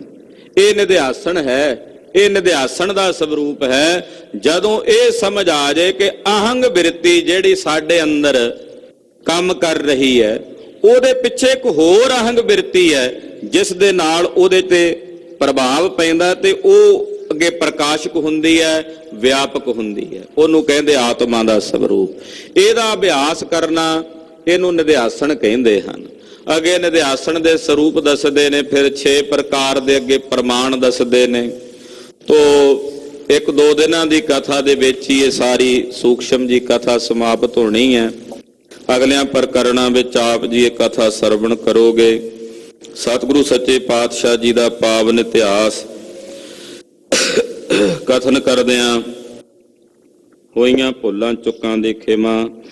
ਸਾਧ ਸੰਗਤ ਜੀ ਬੇਨਤੀ ਹੈ ਕਿ ਕੱਲ 10 ਤਰੀਕ ਦਿਨ ਵੀਰਵਾਰ ਨੂੰ ਗੁਰਦੁਆਰਾ ਸਾਹਿਬ ਪਾਤਸ਼ਾਹੀ 9ਵੀਂ ਪਿੰਡ ਰੋਟਾ ਨਾਭੇ ਦੇ ਨੇੜੇ ਸਵੇਰੇ 10 ਵਜੇ ਤਖਤ ਸ੍ਰੀ ਕੇਸਗੜ੍ਹ ਸਾਹਿਬ ਤੋਂ 5 ਪਿਆਰੇ ਸਹਿਬਾਨ ਆਉਣਗੇ ਅੰਮ੍ਰਿਤ ਸੰਚਾਰ ਕਰਾਉਣ ਲਈ।